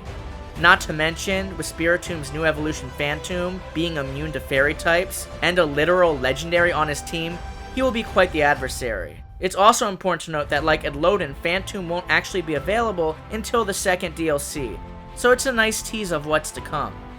Like the rest of the Elite Four members, the freestyle sections of his battle will be particularly hard, as Odin will use the wings on his spear to soar around the battlefield, making it hard to land an attack on him.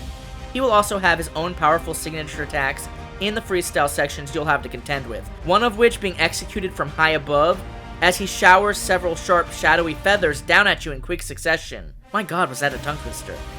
Another one of his attacks also takes place from the sky, as he's covered in shadows, continuously swooping down and back up into the sky to strike you with his spear. This attack really leaves a mark and is even harder to evade, so I recommend, as usual, timing your blocks so you can disrupt it and get an attack in. This is one of your only chances to ground him in this fight. But while grounded, he uses standard close combat or long-range distance attacks, throwing his spear at you before eventually taking back to the sky. However, his most dangerous attack is a one-hit KO move. The wings on his spear enlarge extra long like giant shadows, as each of them makes a giant swipe across the battlefield, each doing enough damage as it is, but it's what comes afterwards that is truly terrifying, as he instantly takes off into the sky where he's untouchable and holds up his spear, engulfing the entire battlefield in darkness as the shadows swell until the screen goes to black and you are instantly KO'd. So the only way to stop this move is to strike him while he's making his 2 shadow wing flap attacks, and deal enough damage to disrupt him before he's able to take to the sky, because once he does, it is game over. So the freestyle sections of this battle are crucial. It's also important to note, being that Elodin created the Forge Form mechanic, that its own Forge Form has a signature ability unique to it called Secret Weapon, which doubles the speed at which the user's Forge Force gauge is charged. So in the freestyle sections of a Forge Form battle, any damage you deal is translated into your Forge Force gauge, helping it charge, so when you fill it up, you can use your finisher move, you can install shields like the ones in raid battles, like the ones bosses use in raid battles, or you can switch out to another Forge Form weapon in your party, and then your Forge Force gauge is emptied until you fill it back up again. But his Forge Force gauge fills twice as fast with every strike, so that means he will be able to use his powerful finisher move in the turn-based styles of the battle that much faster, and considering how fast his gauge charges, he may even be able to use his finisher move more than once in the turn-based sections, which will make it that much easier for him to sweep through your team, even if you do manage to survive the freestyle sections.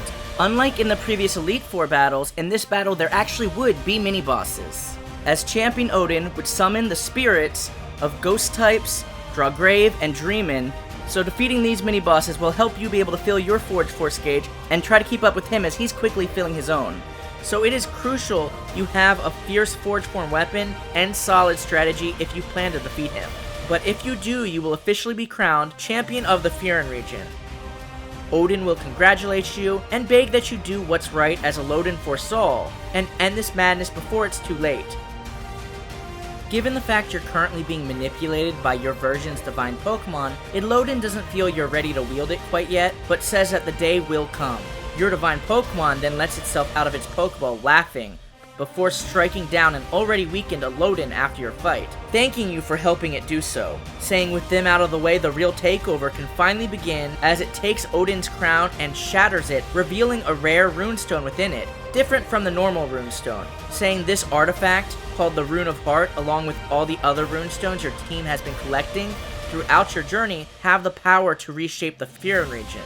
You ask what that means, but the Divine Pokemon says you'll see soon enough, before the screen goes black and you basically black out, waking up at the Aurora Hedge. Now, it is important to note that in this time period, your Pokemon have been healed. I don't know if the Divine Pokemon healed it between now and then, but just be thankful you don't have to make a trip to the Pokemon Center. Because it is here where the final battle of the game will commence, as your relationship with your childhood best friend turned rival is the heart and soul of the story.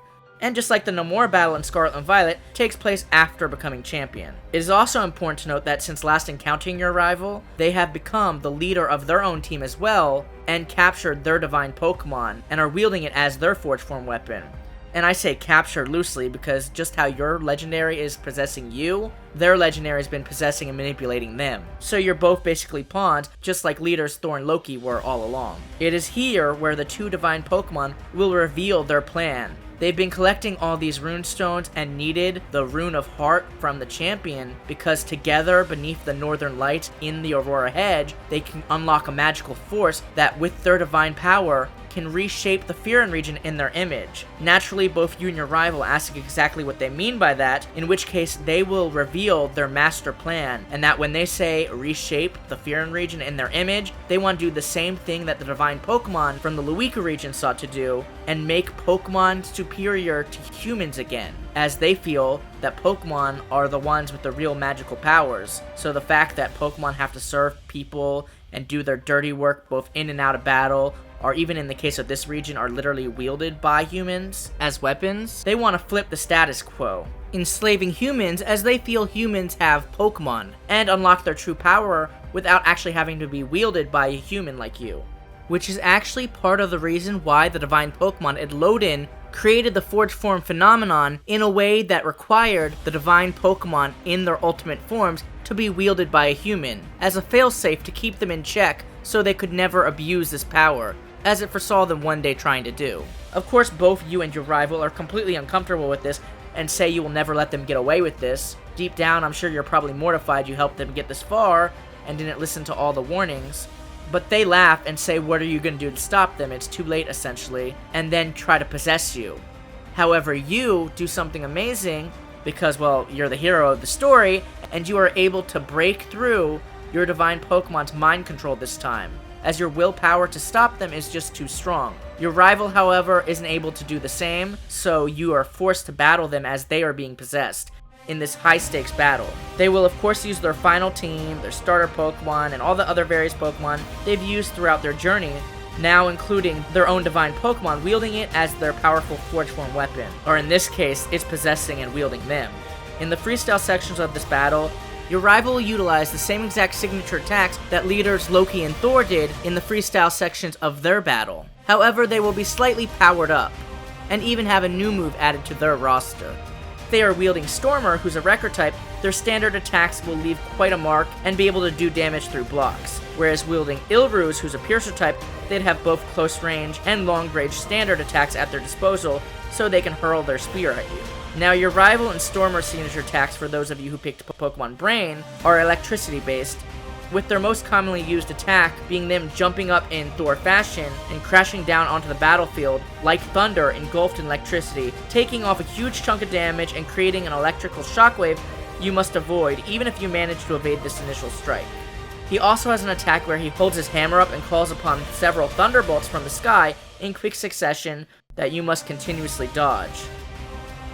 For those of you playing Pokemon Brain and battling your rival wielding Ilruz, his signature attacks are more magical based. He has one series of attacks, like Stormer's Thunderbolt attacks, where he summons slithering serpent-like shadows from the ground to attack you in quick succession. These are quite difficult to dodge until you get the hang of it. He also has another signature attack where he creates several orbs of psychic energy that follow you around the battlefield and make it hard to evade his standard attacks, as you're essentially contending with two different attacks at once. This is similar to the honing electrical orbs Hisuian Electrode used in Pokemon Legends Arceus. And since this is the final battle, both of these have their own one-hit KO move in the freestyle battle that you have a limited time to stop, or it's game over, as they command the entire field, leaving them both vulnerable long enough for you to stop the attack. So you must attack them at this time, and if you can manage to get enough damage in, they will call off their attacks. Stormer's being electric-based and being a powered-up version of his Crashing Thunder Hammer attack that devastates the entire field, and Ilruz is a powered-up version of his Slithering Shadows attack that creates a giant shadowy serpent to devour you. Both end the battle instantly, but have a brief period where they strike a pose indicating it's coming, so you must attack them at this time, and if you can manage to get enough damage in, they will call off their attacks. Now that you're both leaders of your respective teams and have a divine Pokemon, this final battle will also determine who the real champion is. After getting midway through your rival's health, there will be a cutscene where you're able to snap through to them and break the hold the divine Pokemon has over their mind. It is at this point where you stop listening to the divine Pokemon and letting them control you, and decide to end the battle as friends just for fun, ignoring everything that is at stake and all the previous drama, but instead choose to see the battle through, as it has always been your dream to have an epic Pokemon battle like this. Afterwards, you're of course reminded that your friendship comes above all else, and as leaders, decide to dismantle both teams, Brain and Brawn, as you've seen firsthand the damage the Turf War has caused, not only on the region as this threat emerged, but on all the relationships of all these people you've encountered. It hindered your relationship with your mother, with your mentor Isaac, it hindered Ragnar's relationship with their brothers, it hindered Gym Leaders Minnie and Magnus's relationship with their father, and of course it hindered your friendship with your best friend turned rival, which is once again the heart of the story. And this whole sense of division is a big part of the region's themes, as it comments on how the things we believe in or want can divide us even from some of the people we love most.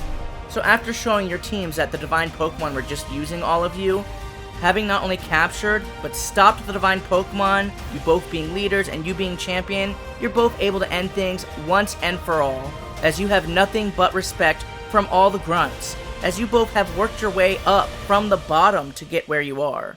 So after the smoke finally clears, you're able to really have a heart-to-heart with your best friend, and both go your separate ways. Once again, friends, and while it's been a rough adventure, you're both thankful for the adventure you shared, and how you pushed each other to be the very best you could be. Now I know this feels like the end, and in a sense it is, but there's actually one more chapter left in the Fyrún Saga. This chapter acts as an epilogue to the Fyrún Saga, exploring the post-game of Pokémon Brain and Pokémon Brawn, providing closure with a lot of the region's characters and loose story ends, as well as foreshadowing what's to come in the upcoming DLCs. It will even feature new legendaries from previous regions, new forge forms, and challenges, as a bunch of familiar faces from all over the Pokemon world make an appearance in the Fyrún region with updated looks and Pokemon teams. After defeating the game, you'd wake up in your bedroom like previous games, and when going downstairs you'd be greeted by your mother, Professor Aspen, who says there's someone she'd like you to meet, telling you to stop by her Pokemon lab before leaving your charming hometown of Apruna. Outside of her Pokemon lab, you'd be greeted by your childhood best friend, who earlier in the story was turned into your primary rival. So you were both recently put through the ringer, but it's clear that your friendship is now stronger than ever as a result, and everything is completely fine between the two of you now. You both go inside, where you'd be greeted by none other than Professor Oak from the Kanto region. He will congratulate you on becoming champion, and saying he heard of the fight you two had against the divine Pokemon, and how you prevailed, saving the Fyrún region in the process. Professor Oak then offers the two of you a Kanto starter Pokemon, which will already have a Forge Form mark, so after fully evolving it will be able to access its Forge Form weapon out of the gate without having to go through the Way of the Warrior super training. And the two Kanto starters you did not pick would end up becoming available in raid battles within their final stage, as their Forge Form weapons would be wielded by a raider. So the Kanto starters and their Forge Forms would be accessible in the post-game. And yes, I am aware that the Kanto starters, Charizard specifically, get enough love, but at this point it's just a tradition with all the new mechanics, and like it or not, they are the OGs and mean a lot to a majority of the fan base.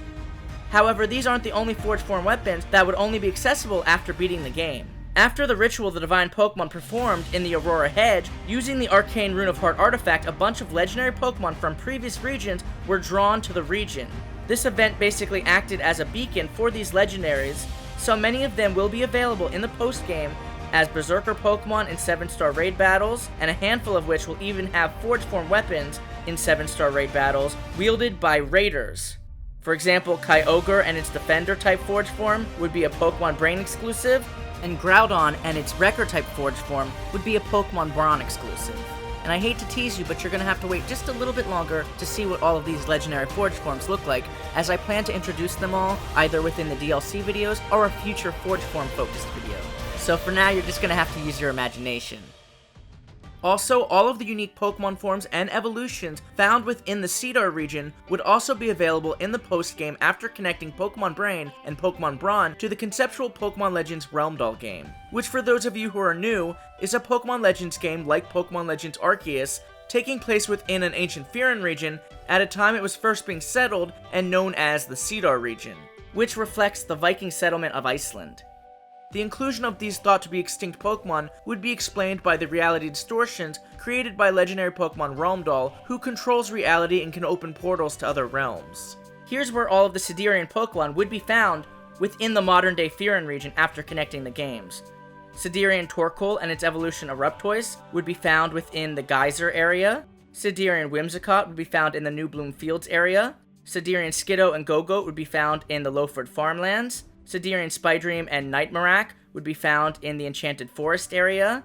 Bearartic's new evolution Polarctic would be found in the Iceberg Islands. Onyx's new ancient evolution Glaciix would be found in the Ice Cave. Siderian Draudigan and its new evolution Gargoygon would be found within the Grotto areas. Siderian Mandibuzz would be found within the Galvanized Garden area, or the surrounding canyon. Siderian Tentacool and Tentacruel would be found by the Pokecorp Oil Rig. Siderian Chinchou and Lantern would be found in the waters by the Black Sand Beach. Seadra's new evolution Horasi would be found in the waters by the city of Husale. Siderian Oddish, Gloom, and Vileplume would be found within the Bay Islands. And of course, Siderian Dragonite would be found at the lake in the center of the region.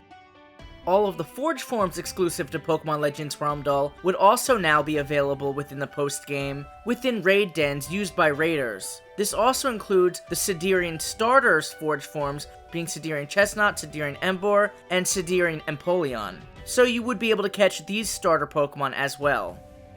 The only Forge Form from Pokemon Legends Realm Doll that would not be available in raids would of course be the legendary Realm Doll's Forge Form Sword, as it would be a boss battle in the post-game after connecting the two games. But after you capture it, it would already have its Forge Form mark and access to its powerful Forge Form weapon based on the Bifrost Bridge. Legendary Quattree, who is a 4th legendary bird, would also be available in the wild of the post-game along with the other 3 legendary birds as roaming Pokemon. However, like all the other Pokemon I just listed, these legendaries would only be available after connecting the game to Pokemon Legends Realm Doll. You'd also be able to rematch the gym leaders in the post-game with updated full teams of 6 and even powered up attacks in the freestyle sections wielding their Forge Form weapons. So while they take place in the same locations, these rematch battles would be more challenging. If you're wondering what a freestyle section is, the last few videos gave you a glimpse of the gameplay while wielding a Forge Form weapon, introducing new RPG style sections of battle called freestyle sections that are seamlessly sprinkled in to the traditional turn-based Pokemon battles, at least while wielding a Forge Form. These sections and how your opponents in this video battle within these sections will be brought up several times throughout this video. The incredible animator at Yes Sir did a phenomenal job bringing all of my ideas to life in beautiful fashion. Thanks to him, I'm finally able to show you the Forge Form mechanic in action just how I've always imagined it. And believe me, you've seen nothing yet. There is plenty more just like this to come, and I cannot wait to share it with you. So please make sure to go give him a follow to see even more of his beautiful 3D models and animations. I'd also like to give a shout out to my good friend Trainer Mats, the phenomenally talented artist I commissioned to draw all of these characters and Forge Form weapons. I always have so much fun working with him, we work great together. So please do yourself a favor and make sure to go check out his and all the other amazing artists I commissioned to bring my ideas to life's Fakemon projects as well. The links to all of their pages can be found in the description below, so please go give them some love. As far as these gym leaders' battle tactics go in the freestyle sections, I already revealed that in my previous gym leader focus video, and even the rematch teams, but here's a quick recap of the rematch teams you'd battle in the post game for any of you who may have missed that video. After beating them, they'd even have updated dialogue to let you know just what they've been up to since your last encounter and you've become champion. As a member of the region's Pokemon Contest Committee, Julia is going on a trip to the location of the first DLC as a new round of contests is starting up. So her mentioning this is laying the groundwork for your next adventure, where she will be making yet another appearance. The Grass-type specialist Burker is busy as ever working on the Lowford farmlands with help from his son Burner, saying you left quite the impression on his son, who is an Elite Four member. Ragnar aka Fantasia is looking to do something new and exciting with their newfound confidence. Also foreshadowing their role in the first DLC, the Queen's Beauty, as they will start their own team, Team Beauty, to take the region's upcoming Pokemon Contest Festival by storm.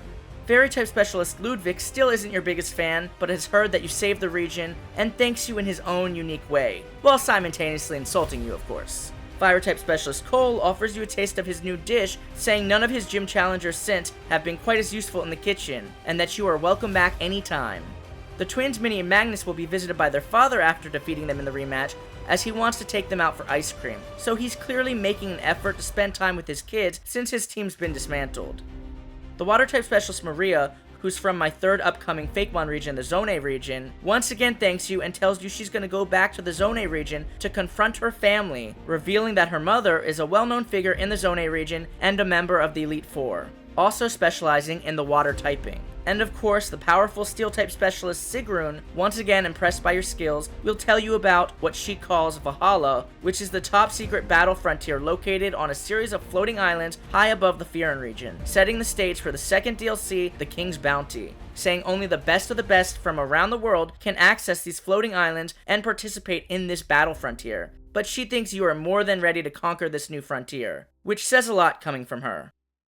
The Elite Four would also be able to be rematched in the post-game, with additions to their Pokemon teams and Forge Form attacks in the freestyle sections as well. Also, I mentioned that all of the Elite Four members had unique chamber rooms tailored to their fitted Pokemon typings, but looking at your comments, I realized I actually forgot to mention what they look like, so I wanted to do that real fast to help give you a better picture of that. So the floor of Ground-type specialist Burner's chamber is made up of thick mud and some rock formations along the walls, whereas Irma's chamber looks like a chemical power plant with a steel platform for the floor with a giant pit of green acid visible underneath, as a fun little reference not only to her Harley Quinn inspiration, but more importantly her poison typing. Sharing a chamber room and rotating the role as an Elite Four member, Wife's Winter and Winda's chamber room is an indoor winter wonderland with heavy gusts of wind periodically blowing through the chamber, so it's representative of both their ice and flying typings. And last, but certainly not least, there's your mother's good friend and your former mentor who taught you how to wield a Forge Form, Dark-type specialist Isaac. Now, being blind, he can't exactly decorate all that well, so his room's pretty simplistic and is dimly lit to fit his dark typing. However, there are swords and some lit torches along the wall, which is representative of his ace Pokemon Magnarok's fire typing, as well as his role as a skilled swordsman. All of the Elite Four members' new dialogue after defeating them makes it clear they serve you now as they once did Champion Odin, who according to them has mysteriously vanished since losing to you. Your former mentor Isaac seems to be worried about him, but fear not, him and Edlodin will return in the second DLC, both with major parts to flesh them out more, as they weren't really properly introduced till the end of the story. Because former champion Odin is missing, after defeating the Elite Four in the rematches, it would be a lot more like the champion battles in Sun and Moon, where you face random competitors, as you are now the champion, just like in those games. You'd also be able to rematch your mother, Professor Aspen, and Rival in the post-game. Your mother can be found in her Pokemon lab, where she will ask you if you'd like to battle, taking it outside into the snowy hills, and she'd use her starter Pokemon's Forge Form weapon, and once again make the most of her Rotom Wheelchair's hover functions to fly around the battlefield. Whereas you'd be able to find your best friend along the Black Sand Beach and have a rematch there, as this was the location of your first battle after each initially joining your respective team. While they still have the Divine Pokemon they captured on their team, the Forge Form they use will vary in this battle, being any of the Forge Forms they previously used throughout the game. It all depends on the course of the battle, so be prepared for anything, as their battle tactics and attacks within the freestyle sections will vary depending on the Forge Form they use. Now, I know I spend a lot of time talking about the freestyle sections of this game, and that's only because it is unique to the Forge Form mechanic and these games. However, don't forget that the majority of the battles within Pokémon Brain and Pokémon Brawn would still be turn-based. In fact, even the boss battles against the trainers using Forge Forms would still be mostly turn-based, as they wouldn't actually wield their Forge Forms until the end of the battle. And even after doing so, these freestyle sections are only 60 seconds, sprinkled in alongside the traditional turn-based style battles, similar to how the throwing of the bombs and more RPG elements were sprinkled into the boss battles in Pokemon Legends Arceus, which totally inspired this mechanic, by the way. So it'd be very similar to that, how the two styles are seamlessly blended. As promised, there are also former champions from various regions returning to test their skills in the Fyrún region and try the Forge Form mechanic out for themselves. As thanks to you for saving the Fyrún region, the Forge Form mechanic has become a lot less taboo and is no longer perceived as barbaric.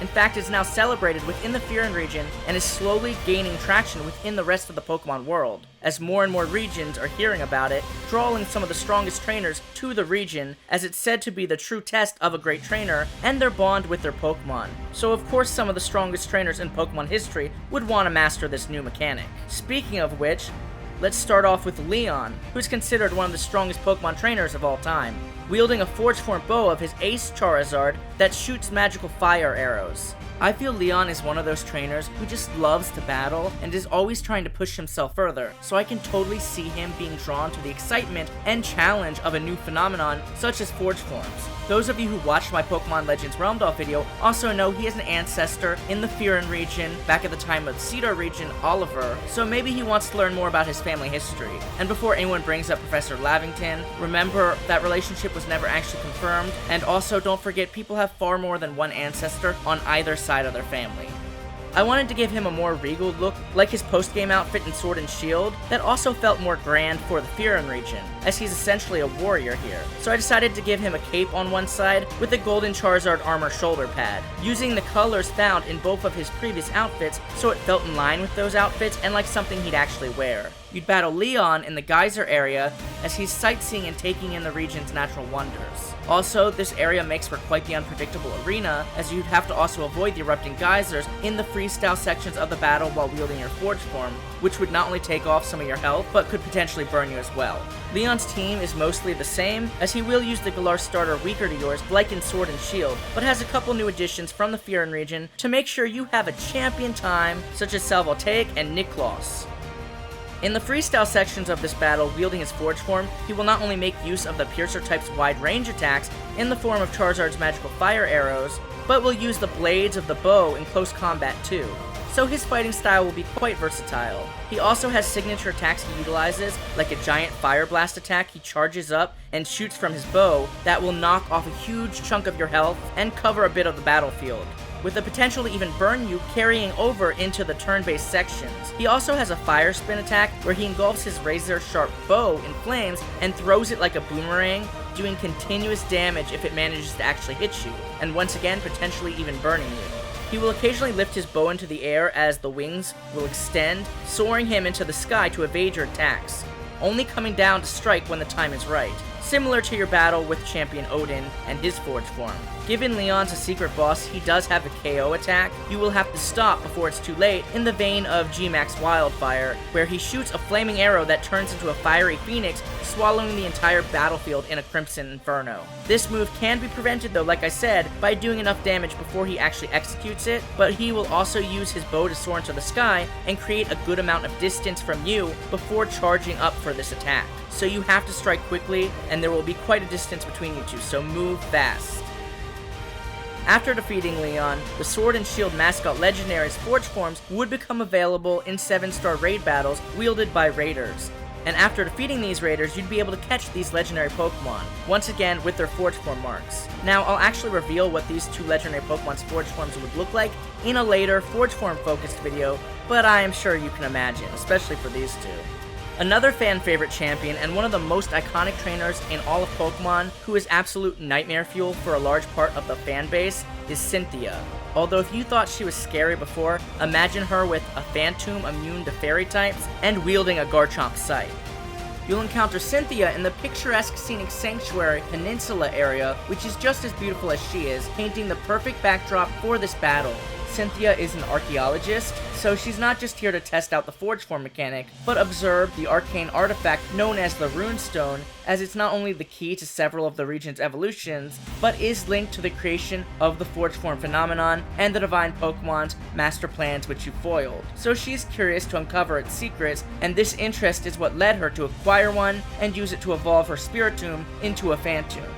As far as Cynthia's new updated design for the Fyrún region, I wanted to stick true to her original design, but give it that real Nordic feel, fitting of the Fyrún region, that I also feel already fits Cynthia so well. I mean, she's got the blonde hair, she's already got fur in her design, so it's kind of just expanding upon that. Speaking of which, the changes in her outfit may look subtle, to the point you may not even notice them at first glance, and that's actually intentional, as I wanted her Garchomp Scythe to really stand out amongst the blacks, and once again, I wanted this outfit to feel like something she'd actually wear. I mean, she's already wielding a scythe, so I felt like if her outfit was too drastically different, it'd be a little bit overwhelming. But if you take a closer look, you'll actually see the outfit is quite different from her original one, and really captures those Icelandic and Norse elements. I particularly really love the fur boots, not gonna lie. And she would use them to stomp all over you. Cynthia would be as challenging as ever, with slight updates to her team, such as Jinx's new evolution, Niflheim, Spiritomb's new Fairy-type immune evolution, Phantom, and of course, wielding her Garchomp's fierce Forge Form Scythe. In the freestyle sections, Cynthia would make the most of Slasher-type weapons' swift attacks, twirling her razor-sharp scythe around as if she's dancing elegantly across the battlefield while executing her close combat attacks. Because of how she spins around while attacking in such quick succession, it makes it hard not only to dodge or block her attacks, but get your own in as well. So your only chance of doing so is by timing your block perfectly to disrupt her onslaught of slashes, and then just hack away at her health for as long as possible, because after a while she'll lunge backwards, creating some distance, and then go right back into her spinning scythe attacks. She also has signature attacks that make the freestyle sections even harder, such as a Sandstorm attack where she spins her scythe, making several Sandstorm tornadoes that rampage across the battlefield for you to avoid. And they move quite sporadically across the field, making them hard to avoid, and taking out a good chunk of your health if they manage to hit you. In fact, more than one can even hit you at a time, stacking on the damage. So they make it that much harder to evade her scythe attacks.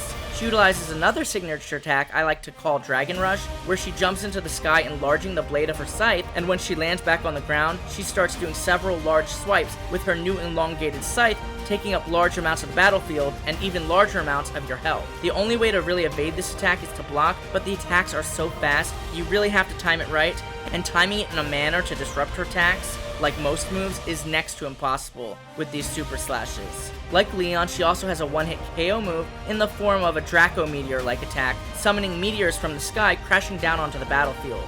These meteors, while fast, are avoidable, but once one hits you, it's game over. And unlike most one-hit KO moves, there's no way to stop this attack before it happens, so you have to make sure to avoid all 6 or 7 meteors that come crashing down from the sky, in addition to her spinning scythe attacks. So there will be quite a lot going on in this battle, and since Cynthia has a reputation as one of the hardest opponents in all of Pokemon, I wanted to represent that in both the turn-based and freestyle sections of this battle. Cynthia is also unique in the sense that while you can always count on her to wield her Garchomp's Forge Form scythe, after charging up her Forge Force gauge, rather than using her finisher move like most opponents, depending on the course of the battle, she may select the Arsenal option, allowing her to return her Garchomp back to its normal Pokemon form and switch it out for another Forge Form capable Pokemon in her team.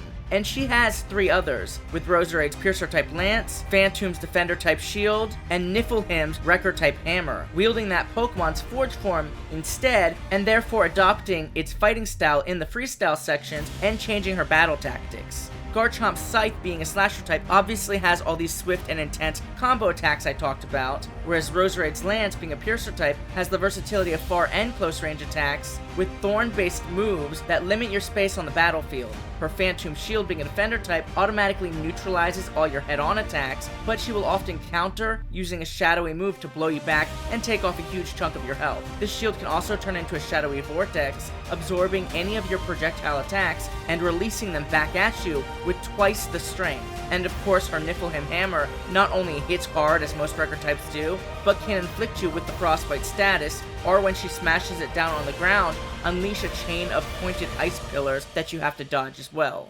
So yes, she is the hardest opponent in the entire game, and at least as far as the freestyle sections go.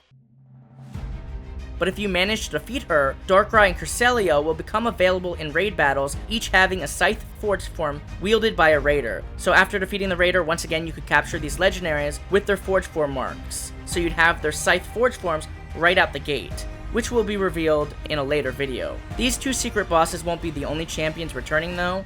There will be 2 more champions returning in the Fyrún Region's 2 DLCs. In the first DLC, The Queen's Beauty, you'd encounter Hoenn champion Wallace and his new ace Dugong evolution, Selkie, as he's a participant in the Pokemon Contest Festival taking place in this fantastical new tale. And you'd even be able to battle him at the end of this DLC, wielding a brand new Forge Form weapon, unleashing a series of water-based attacks on the battlefield to wash you away in the freestyle sections. Whereas in the second DLC, The King's Bounty, you'd have a chance to battle the champion from my first Pokemon region, the Luika region, Dragon-type specialist and former king, Akeen, and his Acrane's Forge Form Spear, as they command the freestyle sections with intense and powerful light-based attacks that will leave you powerless. I'll get more into these two champions' battle tactics, new roles, designs, and Pokemon teams within the DLC videos they are introduced in. So more to come on them later. Oh, whoa, you scared me. Look, you can't just sneak up on people like that, okay? I'm Michael, nice to meet ya. Would you like to introduce yourself to everyone, or would you like me to do the honors? Okay. Feature is a mythical Pokemon, essentially the Mew of the Fyrún region, only given out through a special mystery gift event I will announce later on down the line. Feature is inspired by a fantastical creature from Norse mythology, the Filcher, which is a supernatural guardian spirit who are said to accompany a person throughout life, much as I feel this little guy has been watching over me this whole time. These guardian spirits usually take the shape of an animal, said to have taken the form of several, or even can resemble a couple different animal species, which is why I chose to honor this and have its design feature elements from various animal species. This variation is mostly fox-like, but it's got deer-like antlers, rabbit-like ears and legs, and bird and bear-like paws, with its name being a play on the word Viator, which is the Norse word for spirit in Norse mythology, covering a wide variety of different spiritual or supernatural beings, hence its ghost typing, with the latter part of its name being derived from the word creature, as it resembles various animals, as well as its namesake, as the end part sounds similar.